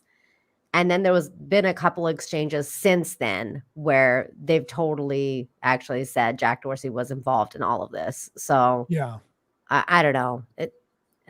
He just seems shady as fuck. Like, who doesn't know what the hell's going on? Like, I mean, it all depends on who you hire too. Like, if you're hiring people that are very good at keeping secrets from the boss, and I've worked for companies where the boss did not know what was going on, and when they found out, all hell broke loose. Fun times in college. Well, that's kind of what's happening with Elon Musk. Like, he didn't know what was going on, and then whenever he found out, he's like, all hell's breaking loose. Like, fuck this. Like, so yeah, I can see that as well. Well, so I'm coming up with a potential theory on Elon Musk and these Twitter files. Okay. And this is complete speculation on my part, but something caught my attention the other day. Elon Musk got a letter from a retarded lawyer named Akiva Cohen, who I've run across before. And the letter was basically representing a group of people who were laid off from Twitter. But apparently, as part of the Twitter purchase agreement, Jack Dorsey or Elon had to keep people on or pay them a previously agreed upon severance, and he wasn't paying the severance, and so they're threatening to sue if he doesn't pay the severance. Well, here's the issue.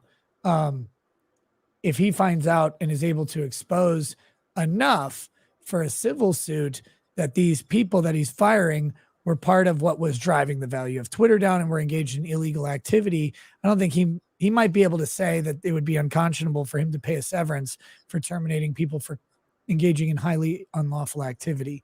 The other thing he could be doing is trying to generate a culture of shame around the perpetrators of certain stuff within Twitter, where that might force people out of the job. So he's not firing them and therefore not having to pay their severance, saving Twitter a bunch of money, reducing staff, but not having to pay some previously agreed upon extortion amount. That would definitely save money. Also, this was the other thing that I saw with regards to exchanges that I was like, things seems to be kind of like I said, at first he seemed to be kind of like, oh, we don't want to drop Jack under the bus. And then all of a sudden you start to see exchanges like this. And I was like, Elon saying, is it a crime that they refuse to take action on child exploitation for years? Jack coming back with, this is false. Elon coming back with, no, it's not. When Ella Erwin, who now runs Trust and Safety, joined Twitter earlier this year, almost no one was working on child safety. She raised this with Ned and Parag, but they rejected her staffing request. I made it a top priority immediately. At the same time, Ned was spreading millions of dollars on warrior seats, super messed up priorities. So, I don't know. Trouble in Twitter dice. or whatever. Yeah, kind of. All the people whose job it was to crack down on child exploitation on Twitter, they can all get prosecuted for all I care. Fuck them. They didn't do it.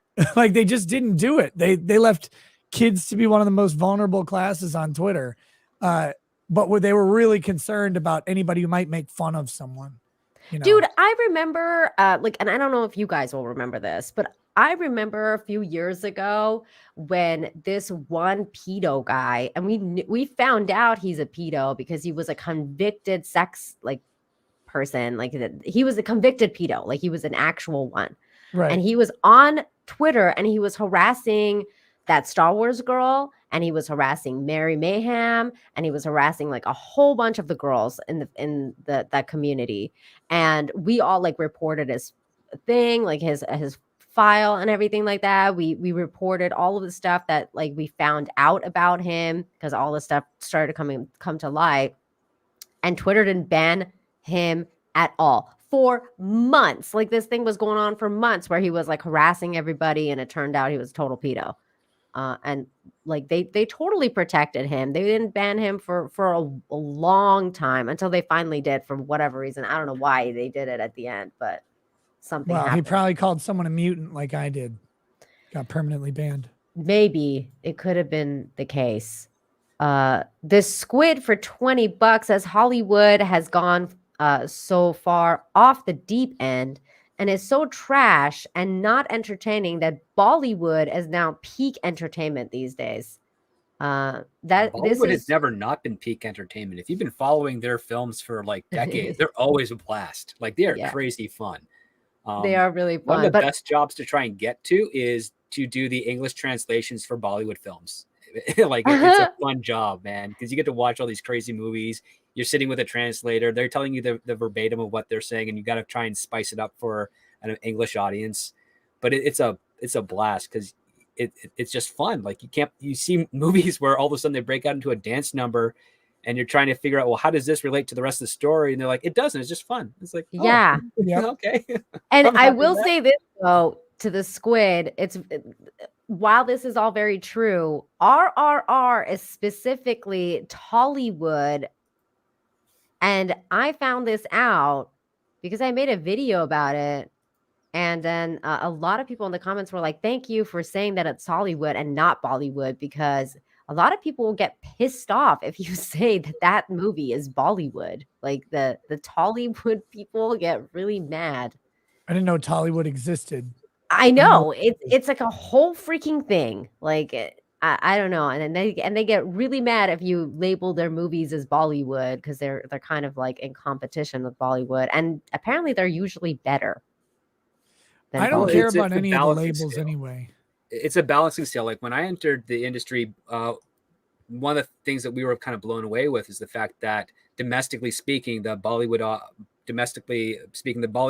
films would make more money in India than the biggest film in the United States would make. And they'd be like, we'd love to get that much interaction domestically for our films. And they still haven't done it. And then the other part too is it's not really Hollywood on the general. It's really just the big studios and the tentpole films that are crazy. You can find a lot of studio produced smaller films that these ideologues are not paying attention to that come out, and they're usually pretty good. Right now we're getting a whole bunch of Christmas films being released that are done from Warner Brothers, Paramount, Sony, etc. Mm-hmm. They don't have much of anything to do with the ideology. They're just cheesy, fun Christmas films. You're not going to find them easy because, again, they don't have a huge marketing budget behind it anymore. And marketing is another horrible part of Hollywood. You're dealing with a whole department that literally looks at a pitch and says, we don't know how to sell this. And I was baffled. But it's you're admitting you can't do your job. I was so desperate to watch a Christmas movie that I just wanted a really, really new Christmas movie that was just really pretty in HD, So I watched the Lindsay Lohan one on fucking Netflix.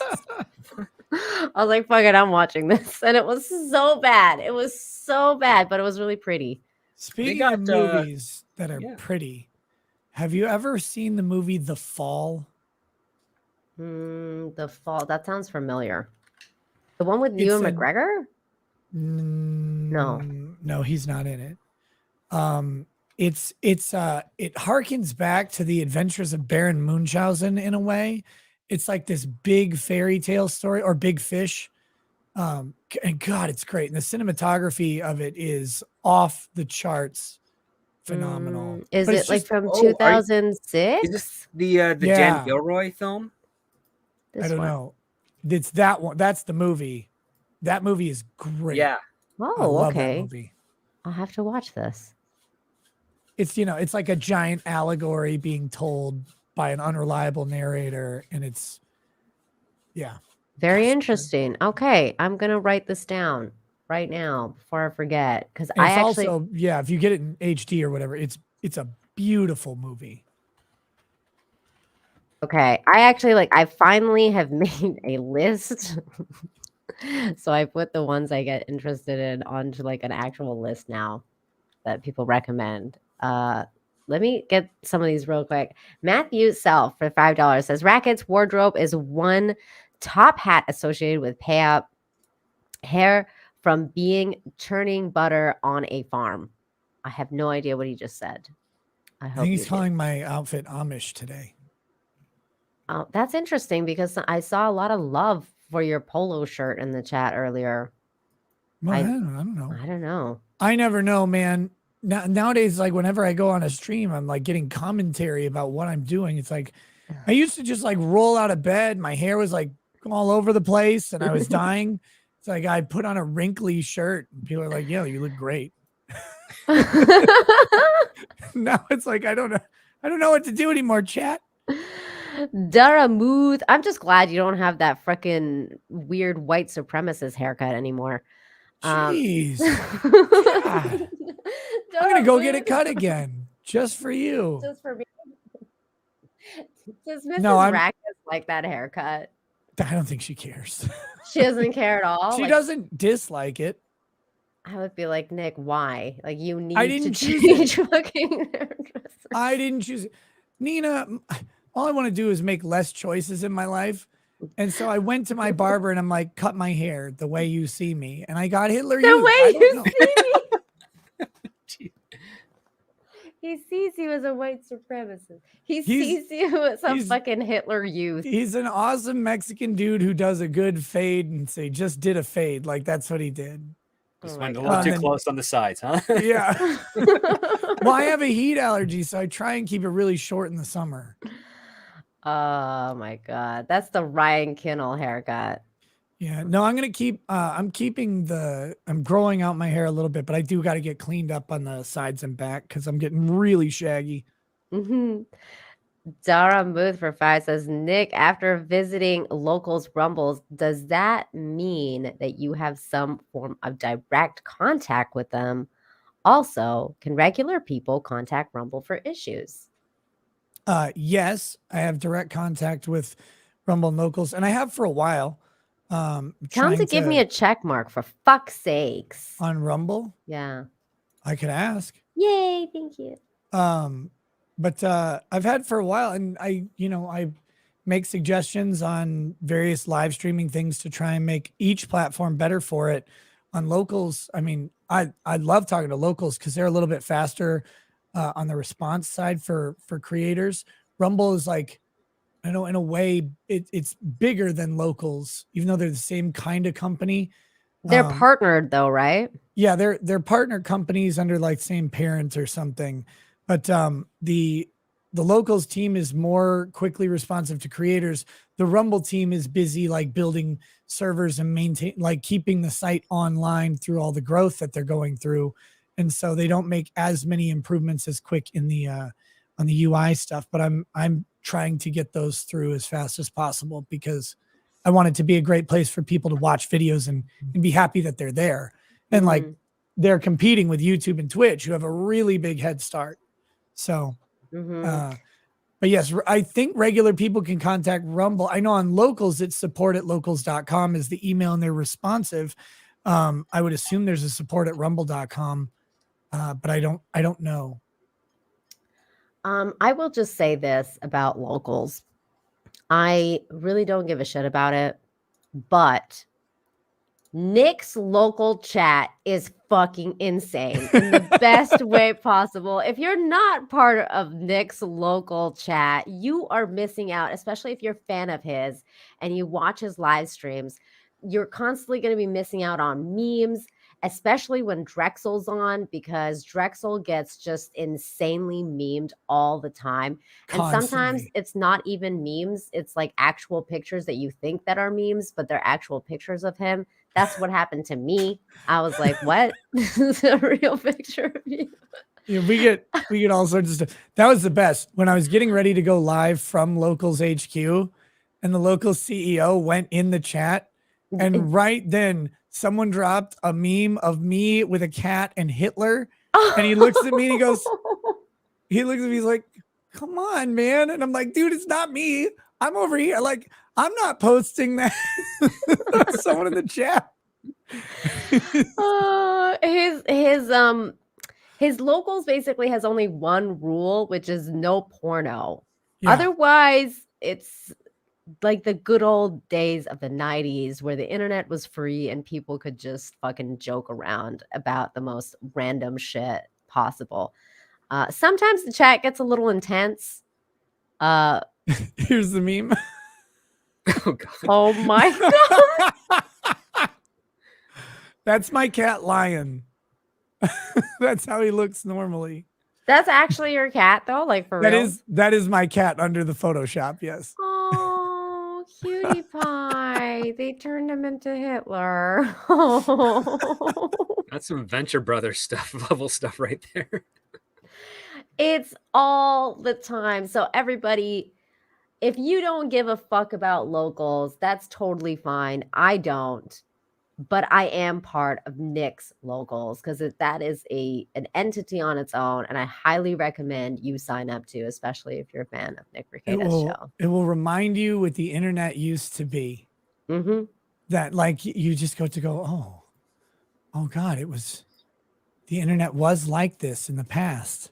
Yeah. I remember now. It made me feel old because I was like, oh man, I remember when the internet was like this. I remember when the internet didn't exist. It was awesome. I remember that too. Those were the simpler times. Daramuth for 5 says, oh, okay, I got that one. Thank you, Daramuth. Then we got music and fiction for 5. Nick needs to record a version of Betty Davis Eyes with that voice. There's so much gravel in it. He could pave a road to Marshall with it. Can you give us a tune for that? Oh God, what is it? It's like she's got Betty Davis eyes. Something Oh like that. my God, yes. And That works. yes, okay, now you need to definitely do that. He's right. He's right. You got that Bryan Adams raspy. Yeah, Bryan Adams and Rod Stewart. They're like, have I told you lately that I love you? Oh my God, it's great. That's fantastic. 200 Watt Studios for 5 says, Nick, what are thoughts on a Judge Mommy 2 going for election right after the parade trial?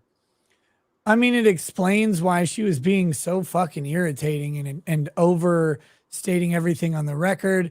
Why she was playing to the audience of Wisconsin when she had a national stage. So judge elections in most states, Supreme Court judge elections have capped spending. They're not really allowed to campaign very hard because they're a judge, and it feels kind of gross if a judge is like campaigning on issues because you don't want the judge's prejudices to impact their decisions.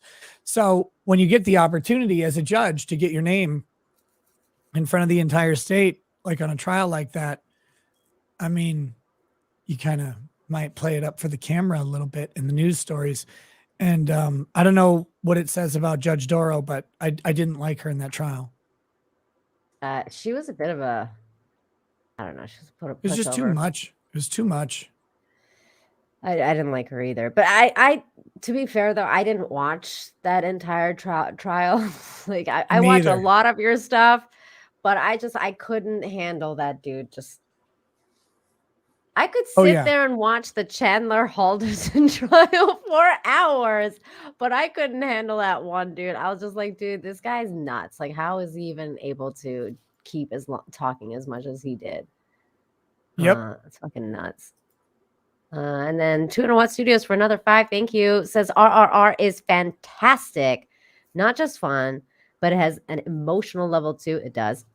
Plus, Allison Doody, hot Nazi from Last Crusade, plays a sadistic wife of the bad guy. That's true. And she's great. And it shows that women can be fucking witches. They can be like just awful people. And it's great.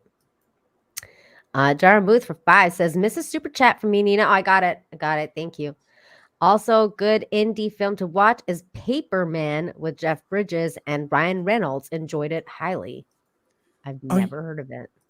You know what's on Prime right now that I haven't watched in like 30 years, but I want to watch again? The Color of Money. Have you ever seen that? Great movie.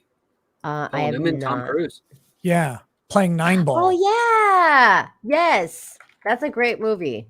I remember that. That's I've seen it a long time ago. I'd watch that again. Man, that's old school stuff. Yeah, I know. I saw it and I was like, oh, I remember watching this as a kid, watching these guys play 9-ball and thinking playing 9-ball was so fucking cool. Yeah. Like, this is Tom Cruise and Paul Newman. Like, this is the epitome of cool in the 80s. Oh my God. I love 80s movies. I recently saw, what's it called? Midnight Run. I think that's what it is, with Robert De Niro. Okay, I don't know if I've seen that one. Oh my God. It is so good. Is it Midnight Run? Let me see. Yes. Midnight Run with Robert De Niro and Charles Gordon. My God, this movie is the most hilarious, but emotionally, like, it's just emotionally heavy, but it's very funny. I don't think I've heard the word bitch as much as I have in a movie ever until I watched this movie. This movie was fucking fantastic. I highly recommend it. You should watch it, Nick. It's really good. Okay. Let's see here. Next super chat. Thank you so much, Jaramuth, for that one. Music and Fiction for 5. Twitter Files number 5 will be on Spaces in about 40 minutes per Mario Nawfall. Wait, when did you send this in? What? What time was that? When was this? Spaces in about 40 minutes. So Mario is gonna do it now? Or is Barry gonna do it? And that's Twitter Spaces? Yeah, join us live at the next Twitter file. No, okay, so he said, he just tweeted out, when the Fauci files won't be dropped. Okay, since the Fauci files won't be dropping today, we'll reschedule the Spaces for tomorrow. Have a special guest to debate one of the most polarizing topics of our generation, COVID, facts versus lies. Okay, so it's not dropping anymore? Oh, come on. Come on. Boo earns. Well, and I mean, like, and this is the kind of thing that is kind of disappointing with Barry right now. It's like everybody was waiting for her to drop it, and then we're hearing this from Mario. Like, shouldn't she be the one that puts out a notice? Who knows? Facts, like what? Yeah, since it won't be dropping today.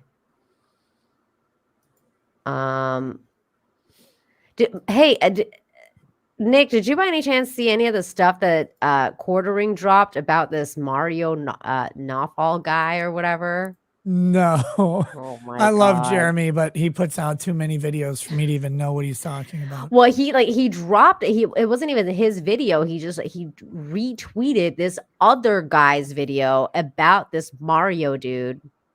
And apparently this Mario dude is like a crypto, like he's like a crypto bro / like fraudster. Like, I don't know, some fucking crazy shit.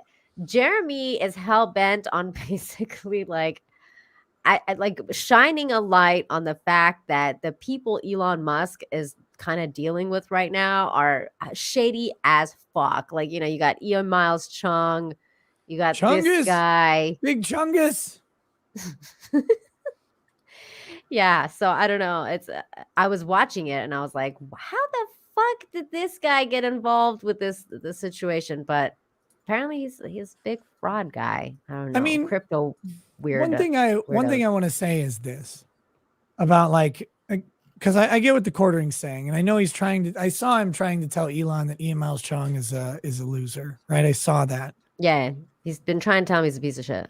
But at the same time, you've got Elon Musk isn't an autism on the internet in the way that we all are, right? Like he's a different kind of autism. His autism is in billions. Like it's off the charts, but it's, you know, it directly translates to these high ideas on companies at high levels and buying them and trying to like build weird teams to do these mastermind plans that he has. He's not sitting there going, okay, here's Miles Cheong. Who did he dox? That goose guy or whatever killed his dog. Okay, I got it. Like that's not Elon's radar. It's not going to be on his advisor's radar. These are normal people. They don't know that like Miles Cheong used to go on the kill stream and like weird stuff like that. Like, and they're never gonna know that. Because imagine he knew, like, can you imagine Elon Musk was watching the kill streams? Like, can you even imagine that? That would be insane. Like, I like that Medicare guy. Jesus. That Ralph guy is really fat. Like, wow. I don't know. I don't know how he got involved with Miles Cheong. I think it's all funny. I'm just laughing at everything at this point. He got on. So there are certain accounts where just astronomical amounts of Twitter volume happens. Okay. And for whatever reason, Miles Cheong is one of those accounts. He tweets a lot. His tweets get a lot of traction with some relative level of frequency. And there's this like secondary market of Twitter users who don't have hundreds of thousands of followers. It's like 10,000 to 20,000, but for some reason, like they're high impact retweeters. So they retweet someone's idea, and then other people like follow these middle accounts, and then it like spreads out in these weird webs, and it's why you see certain people constantly like punching really high on the likes and retweet ratios when they've got like less followers than you or whatever. And they just blow up, and their tweets consistently blow up. And it's about having the right retweeters. I'm sorry, but while we're talking about this, Jeremy from the Quartering just tweeted, Miles Cheong has blocked me from joining his Faces with Kim.com. Man, these guys are like such drama queens. It's freaking funny. Yeah, they are having a Spaces right now. There it is. They've been talking about this supposed Twitter drop that never happened. I mean, I'm sure that's very exciting. What's going on in there? Kim.com, baby. Kim.com. There we go. You know what? I'm gonna tweet this Mario and the Fall Guy out. So it ain't happening. So people know. Okay, let me read a couple more of these. In Exile 499, Borowski for WI Supreme Court? Wisconsin. Washington. Oh, Wisconsin. Or Judge Borowski. He's from the Theodore Edgecombe trial. He's a fantastic judge. The based guy. Yeah. I found out about him through you, and he is fan-fucking-tastic. We need more judges like that. Now. There is have you ever watched King of the Hill? Yeah. Do you remember that episode where Dale gets caught giving cocaine to the fish? No, I don't, but I wish I did. Oh my God. They have this based ass judge, and the judge like hands down punishments, like whatever would fit the crime or whatever.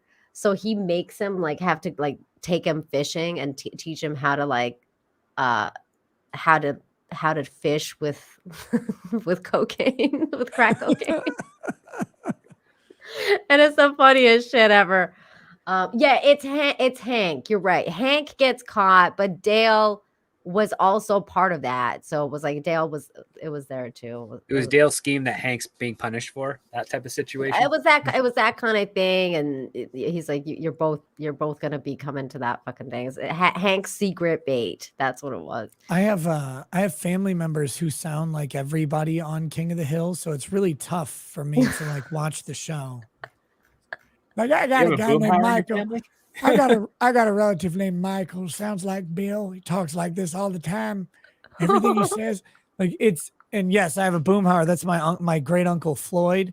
He I had to stop. Yeah, I had to stop talking to him because every time he's like, "Hey, nigga, dang old man, how's it going?" And I'm like, Jesus Christ, I can't talk to you. I just like I smile and I turn and walk away from him. That's amazing. Oh yeah. my God. And like my grandpa, it sounded exactly like Hank, but he passed away several years ago. But I mean, just the way he talked and that sort of like that airy, like throaty quality to Hank's voice, you know, like my I can't do it right now. But, yeah, I can't do it right now because my voice is shot, but that's how my grandpa talked. And so it's like, it's weird watching that show. That's because like I know all those people. That's so funny. And you're not even Texan. Yeah, no, I was born in Texas. I was born in Houston. Oh, you were born there. Yeah. You're a Lone Star baby. Oh, I'm still a Texan at heart, man. I love that state. Would you ever move back? It's on my list of places I would move to, yeah. Nice. Texas, Florida, Tennessee, because there's no taxes. Colorado's on there, even though the taxes they're not anywhere near as bad as Minnesota, but Colorado's just beautiful. I love the mountains. Colorado's very nice looking. I don't know if I would ever move down there, though. Like, it wouldn't be my top states that I would want to move to, personally. What about South Dakota? I've heard that they're really based down there. If I was in, if I was going to move to Colorado, it'd be up in the mountains on like a ranch. It would be. That's like, one of the reasons I would move to Colorado. I don't know if Nick would move there because of that. Wait, what? And the weed.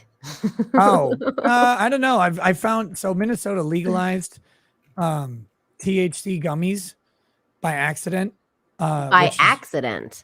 Yeah, well, the Republicans were hoodwinked by the Democrats, and the only funny thing that they've ever done, and that was, there's the Industrial Hemp Act of 2015, which is what allowed all the CBD oil to permeate in the U.S. because it allowed for the cultivation of hemp products so long as there was less than a 0.3% THC concentration. So they were able to use it to make CBD oil. Well, Minnesota. The Democrats in Minnesota passed an amendment to a bill which would regulate hemp-derived THC edible products to be 5 milligrams per volume would be the regulated amount. So they could effectively sell this. But by regulating it, they made it legal to do so. But the Republicans were thinking, well, this is hemp-derived, so it's that 0.3% concentration, which isn't a big deal. But it doesn't matter how much 0.3% concentration you have on the plant, you're still putting 5 milligrams of THC into the edible. Wow. So the Republicans weren't paying attention. Their bill reader didn't like catch on to what was going on. So they approved it and passed it. And now you could go buy Delta 9 gummies anywhere in Minnesota. Like you didn't even need a license to sell them. Individual cities have to pass the licensure requirements. And so that's incredible. I found some that I like because I don't like weed that much, generally speaking, but I like these. They're a sativa gummy, and when I eat them like late at night, I wake up feeling great. Like, and after even just like 2 or 3 hours of sleep, I wake up and I'm like, how many do you take? Like 1? 2. Nice. Yeah. But I took 2 today in the middle of the day because I had nothing to do and nowhere to go. Man, I was like 5 hours just sitting on my bed, like staring at the TV, like I should turn this on. Those are the best times. That's a good high there, right? Oh my God. I'm such a lightweight on it, but it's fine because that just means they last longer.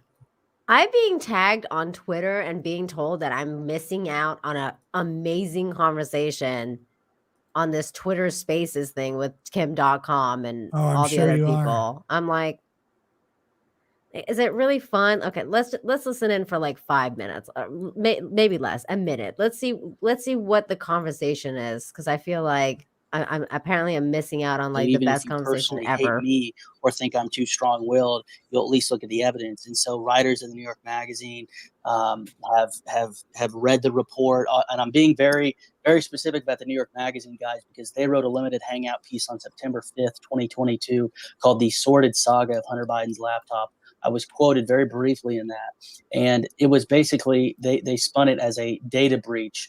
That, oh, it's so sad that Hunter had all this data leaked. Again, it wasn't a leak. He abandoned the device, and there's really nothing more to it. It's an incredible story, and we lay all this out: who was involved, the laptop shop owner, etc. But the mainstream writer, I'm getting his name up right here. By the way, and the reason why I'm going into it, because he's one of the only people that has engaged me privately. About a dozen have responded to me. Wow, I'm so Andrew Rice.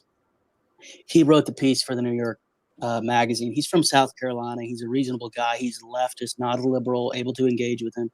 And he just won't come public. His editors won't let him. Again, this dossier is not like the Mueller dossier where half of it's redacted. We only redacted The person who's genitalia and talking social is security Marco numbers, which we are Polo. legally required to do. Everything else is redacted. We had to redact Joe's his phone name. number because of 18 USC 119, which could incite some people to call them at all hours of the night. But everybody else's phone number and emails, it's all in the report. I don't think they deserve anonymity. I want them to be exposed. I want to expose as much as they can without breaking the law. And so Andrew Rice has responded, not favorably, but at least has written about it. And so I'm being very specific to say everybody else has ignored me. I'm on the White House press pool reports every day. I send it to the White House pooler every single day to their iMessage. I say, hey, you're the pooler for the day. In the downtime, take a look at this. And I send them our Substack piece.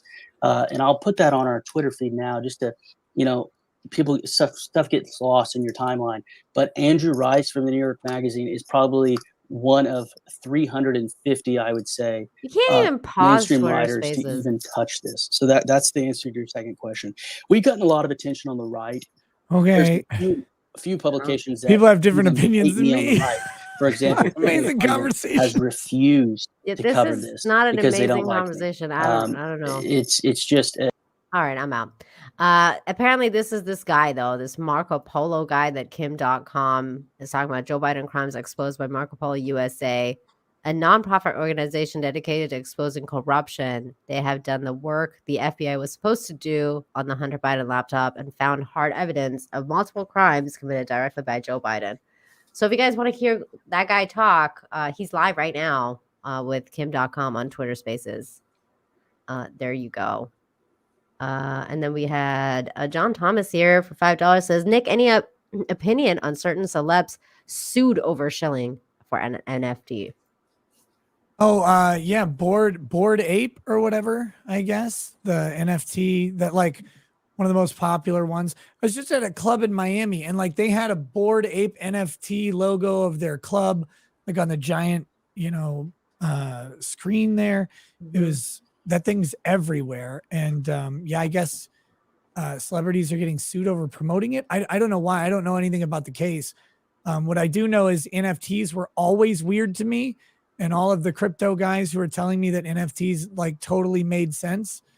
Like, I mean, I understand, and I always understood when it was explained. I just never saw the value. I go, okay, I get it. It's a digital baseball card and there's rarity and like certification of it. I go, fine, but it's like I could just save the picture. Like it was always mine. And it didn't give you like intellectual property rights unless they were specifically included with the NFT, and they could have sold other editions of it and stuff like that. It's like, I don't, why are people dumping so much money? And then I'll just say the market collectively thought the same fucking thing. Because I don't know if anybody's seen like how desperate the NFT guys are right now, but nobody's buying these things at the same rate. Well, prices now the new thing is like this AI generated image shit, which I feel like it's going to go the same way. I mean, I think it's just a fad, but a lot of people are like really into this AI stuff now. They're like, oh my God, the AI that's is going to be an amazing. issue because the AI generated images are coming from, they're sourcing existing people's work of art, and if there's any sort of conflict of interest, it's if they have included hidden signatures or things of that nature, and the AI picks up and puts it into a new art, it's going to violate their copyright kind of thing to a point, yeah, because it's showing that it's like it's not really original. It's at best a very creative collage. Yeah, there are weird IP issues with it, and on individual pictures, it gets really weird because you're incorporating a large part of a work when you have a still image and you use a still image. Like, it's usually all of it. With the AI, of course, it's going to be less because it's like you said, they're making almost a collage, but it's meshing everything together so it doesn't look like a collage. But still, it can be drawing from intellectual property that someone else generated. And so what do we do with it? And that's the IP law is so far behind the internet like this in all of its glory. I mean, the DMCA is kind of made for the internet, but it's made for the internet like several years ago. And now everything gets shared constantly all over all these platforms. You start to wonder, well, who does have rights to these pictures? Can you verify where they came from? Everybody sharing everything. Is anything protectable? I think we're gonna see an IP revolution on the legal side in the next decade or two because they're gonna have to. That's fascinating. Yeah. I mean, they are going to have, they're going to have to evolve. Thank you so much for the $10. The Chugi show. Chugi. I like the name. I also like your avatar. I don't know what the hell's going on there, but I like it. Some people are threatening to sue Musk because they say he allowed reporters access to sensitive information. I'm a little bit lost on who can potentially sue who for what in this mess Jack created. Ooh, I don't know. Who can you sue? The answer is always anybody you want. You can sue anybody. What your case is, who your case is against is a different thing. So it depends. The question is, does Musk have some ethical obligation that he's violating by doing this? I think Musk's argument would be, no, I promise transparency. I'm increasing the value of Twitter by making it apparent to advertisers and users what Twitter is actually about. We're refocusing the company on what its mission originally was, which is a maximum amount of free speech allowable. We're trying to do it in a way that honors the safety of its users, blah, blah, blah, blah. He can spin this really well for himself. I don't think he's too much at risk.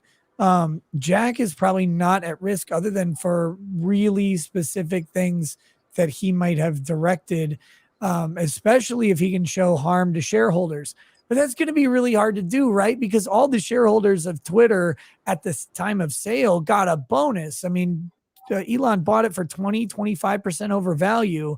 So how could the actions of these bad actors actually have impaired the value of stock if they got overpriced based on what the stock was worth at the time of sale? We can't and significantly overpriced. You can't say, well, it definitely would have been worth more. There's no way to know that. We do know that it was worth a certain amount. Elon paid more for it and all of the shareholders benefited. So it's hard to say there was a breach of fiduciary duty to the shareholders by any of these people, even though their actions would have otherwise led to it.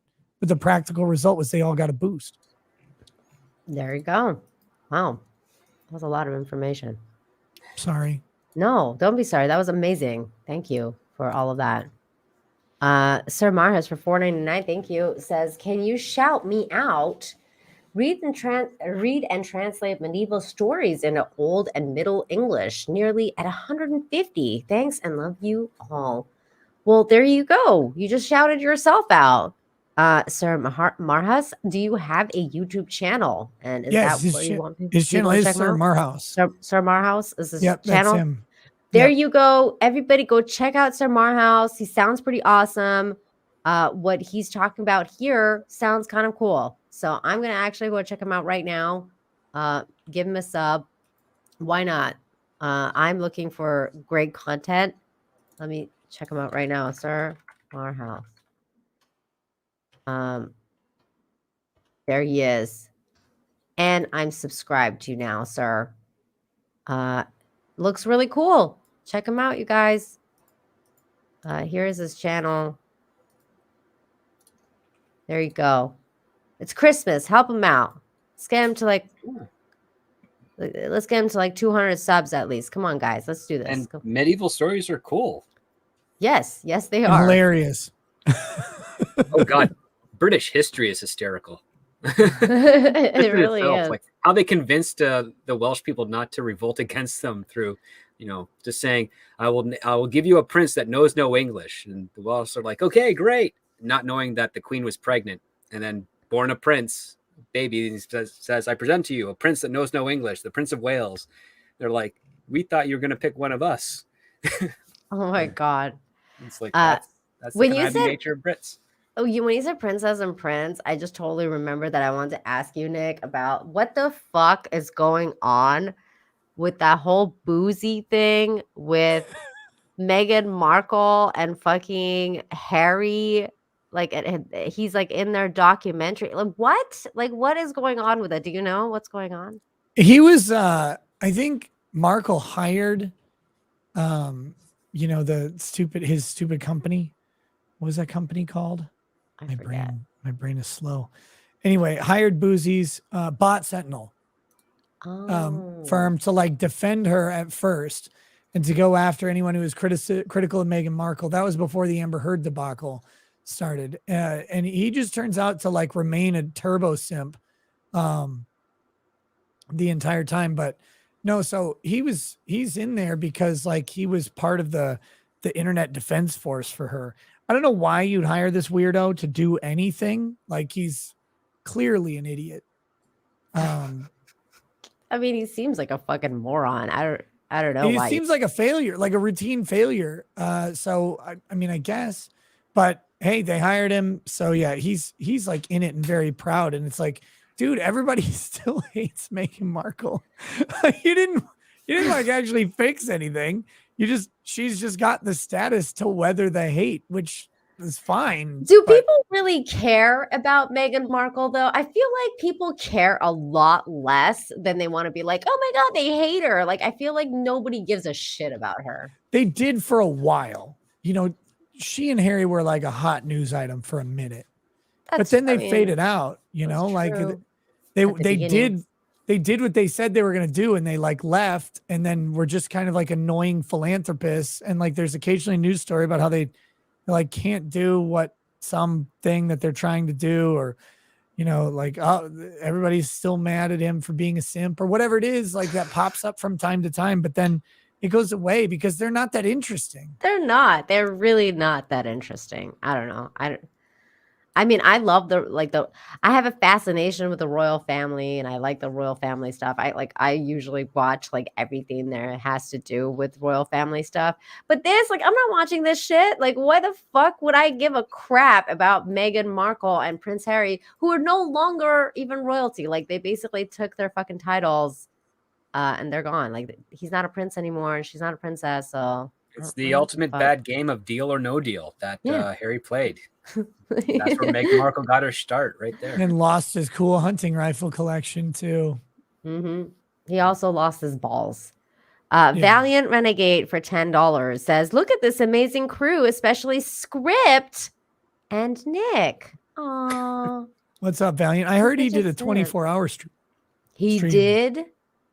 I think so. That's crazy. You're insane, buddy. I mean, I did a 9-hour stream with you and I thought I was going to fucking die.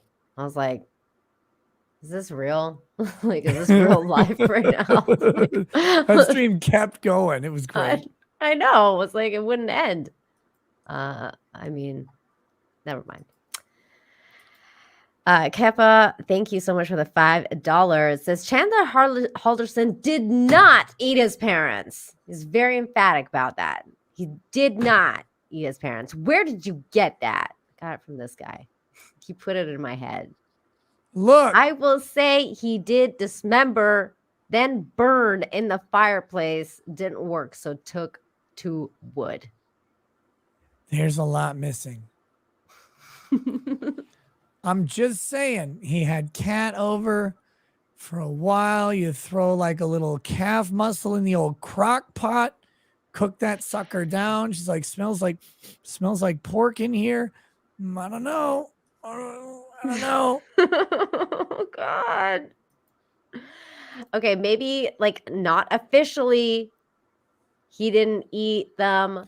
No, But no, no. come It's pure on, he ate speculation. them. Yeah, it's pure like speculation, but he definitely did. come on. Like, I mean, he like brutally dismembered his freaking parents in the most brutal fashion. They had to find knives that like went into the freaking bone and like the stuff that came out of that fucking court case. Like, there's no way he didn't eat him. Like, oh, what? Like, that's just like not. That's where he's gonna stop himself. Like, that's where he's gonna be like, yeah, I'm gonna be a human being here.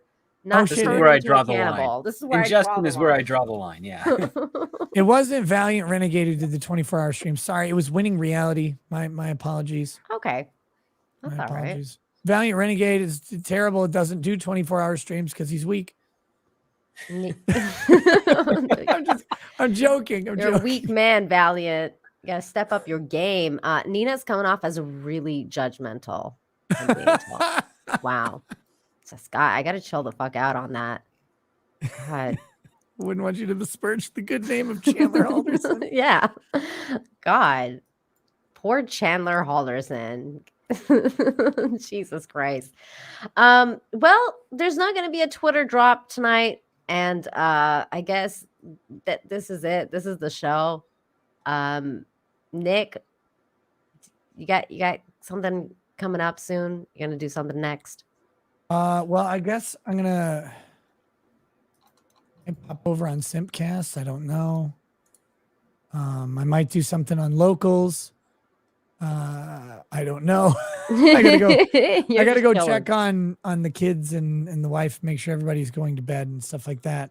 But tomorrow morning, I am streaming the defense is opening, not opening arguments, but opening defense case of the what was his name is Dean. The hell's his name? Aaron Dean. The Aaron Dean case. It's the cop who went inside a woman's house and shot her. It's a murder trial. The question is he guilty of murder, or is it just a bunch of really bad circumstances that ended up with someone dead? So that the defense for him, the prosecution only went 2 days. It went way faster than expected, which might mean they think their case is really strong. It might mean their case is really weak and they were kind of giving up. But the defense goes starting tomorrow. I'll be starting that at 8 a.m. Central Time on my channel with Andrew Branca. He's going to catch us up on what's been going on in the trial for the first hour. And then at 9 a.m., the trial itself is supposed to start. That'll be on YouTube and Rumble and maybe Odyssey too. Cool. So, well, there you go. I had not heard about any of what you're just talking about, like in terms of this situation. So I will try and catch it and figure out what's going on through you. I guess I don't know. Okay, some cop killed a chick in her house. Okay, yeah, there. Can you please cover the Danny Masterson trial? I really want you to cover it. The reach. When is it? When are they doing it? No idea. They're going to be doing it soon, though. Man, they must think they can get him. Yeah. They must. Somebody just said in the chat that Bari said it's going to be dropping at midnight. What? What? That is not true, because I just went on her Twitter and she hasn't said shit. There's nothing there. There's literally nothing there. So, Capsule, you, sir, or ma'am, are a liar. Good day. There we go. Midnight's technically tomorrow, right? I mean, technically, yeah. Hour and 15, yeah. But she hasn't said anything unless she replied to somebody. Did she reply to somebody? Because she hasn't said anything here. Let's see. Oh, is Danny Masterson trial federal? No, I don't think so. Did they stream the last one? I feel like it wasn't streamed. I haven't seen anyone cover it. Yeah, at all. It probably wasn't streamed, and it's probably not going to be the second one, but we'll see. I'll have to. Okay. True What Studios for 5 says Halderson was bedding his girlfriend in front of the roaring fireplace. There was a pop, and she asked him what that was. He said, "That was mom." Oh God. Oh, a pop in the fireplace, like a For a second, I thought she was talking about a can of pop or a can of soda. They found bits of skull all over the fireplace, like because That's he cooked her horror head in the story. fireplace. Yeah. He cooked there, like he Imagine cooked the his smell of dad's head burnt too. hair. The smell of burnt hair and flesh. Oh God, that'd be Yeah. Well, revolting. I assume the flesh probably just smells kind of like pork is what I hear cooking human smells. That's like. what I've heard too. But you can't.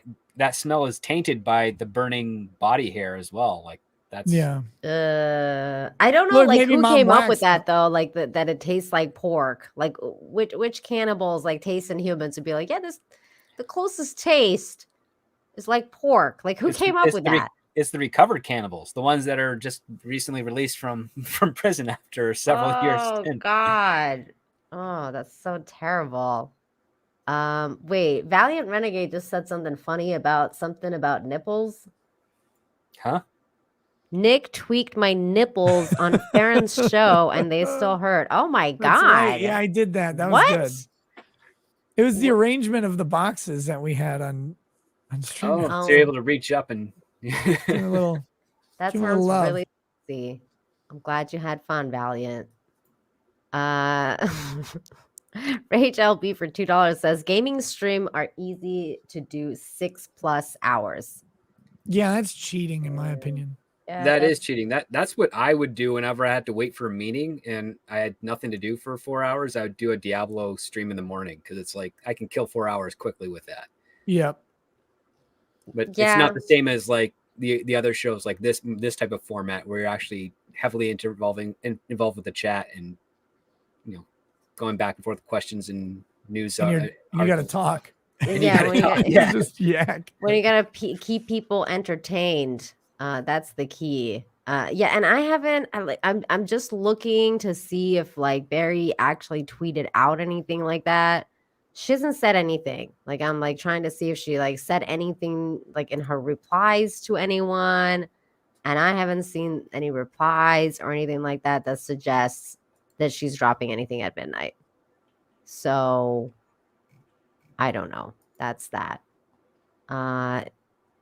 Corn Pop, thanks for the $1.99 super sticker.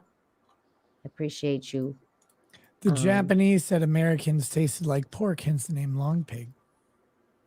Oh my God. There we go. I heard like that. I heard that's one of the reasons that Muslims and Jewish people don't eat pork is because it tastes too close to human. I mean, I don't know if that's the thing, but I have no idea. It's in the Bible.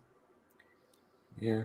I don't know. All I know is that pig is delicious in many varied forms. I do really Bacon's like awesome. pork. I like pork a lot too.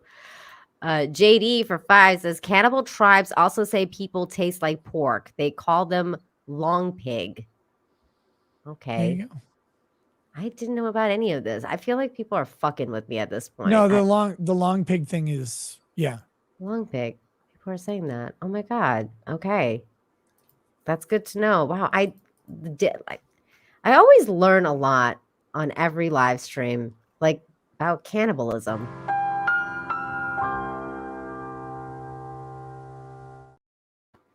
All right. So Script Doctor, you got something coming up? No, not really. If any of you are religious or not, or want to send good vibes or prayers, please do so towards me, because me and my fellow independent people, we're trying to get funding for our feature film for production next year. It's a very fun, non-party politics thriller. Love to be able to tell more about it, but yeah, right now we're just trying to work on that before the holidays hit. Script Doctor, just listen to what Nick had to say. Stop fucking around with the, camera angles and all that. Yeah. I don't have to worry about that. The director we have is very experienced and has done some pretty sizable budgeted films. Okay, well, if you see him fucking around with those camera angles, you'd be like, hey man, like, look, we need to talk. Okay? Like, we need to have discussion over here. It's not a problem.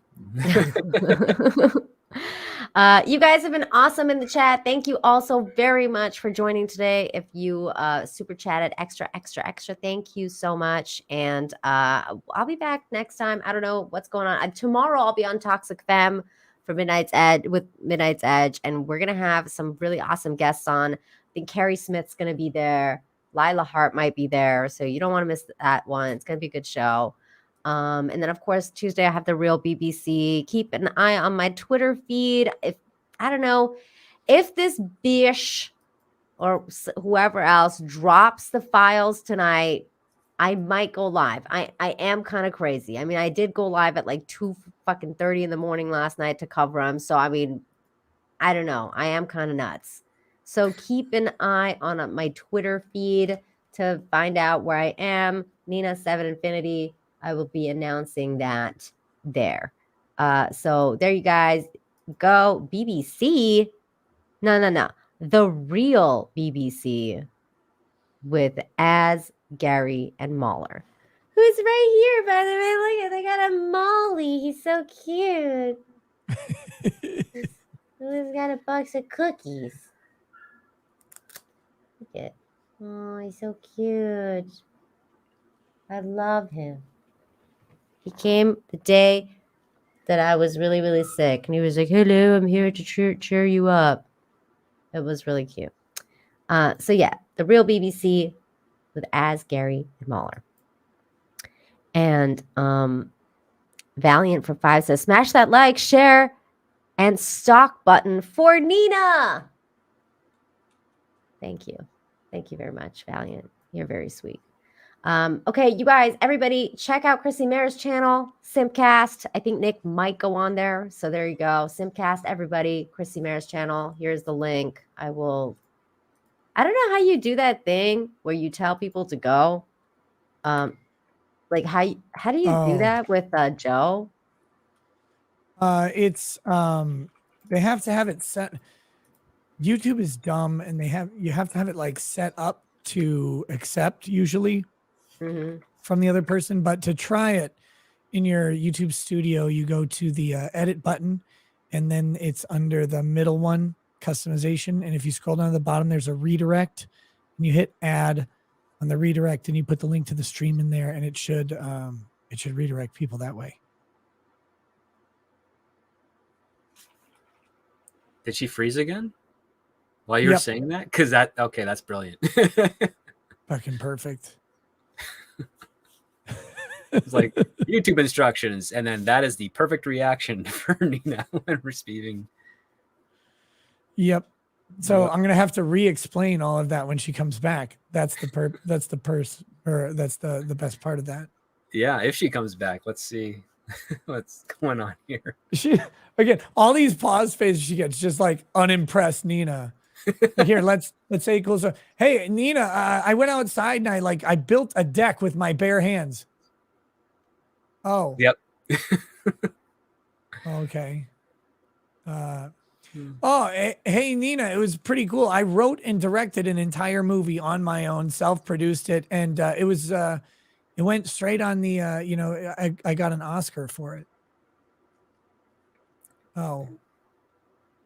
Well, thanks. I mean, I was hoping for more of a reaction than that. It's very disapproving of you. God, it reminds me of like grade school. Mrs. Infinity. I got all the answers right on my test. Yeah, but you spelled your name wrong, you freaking idiot.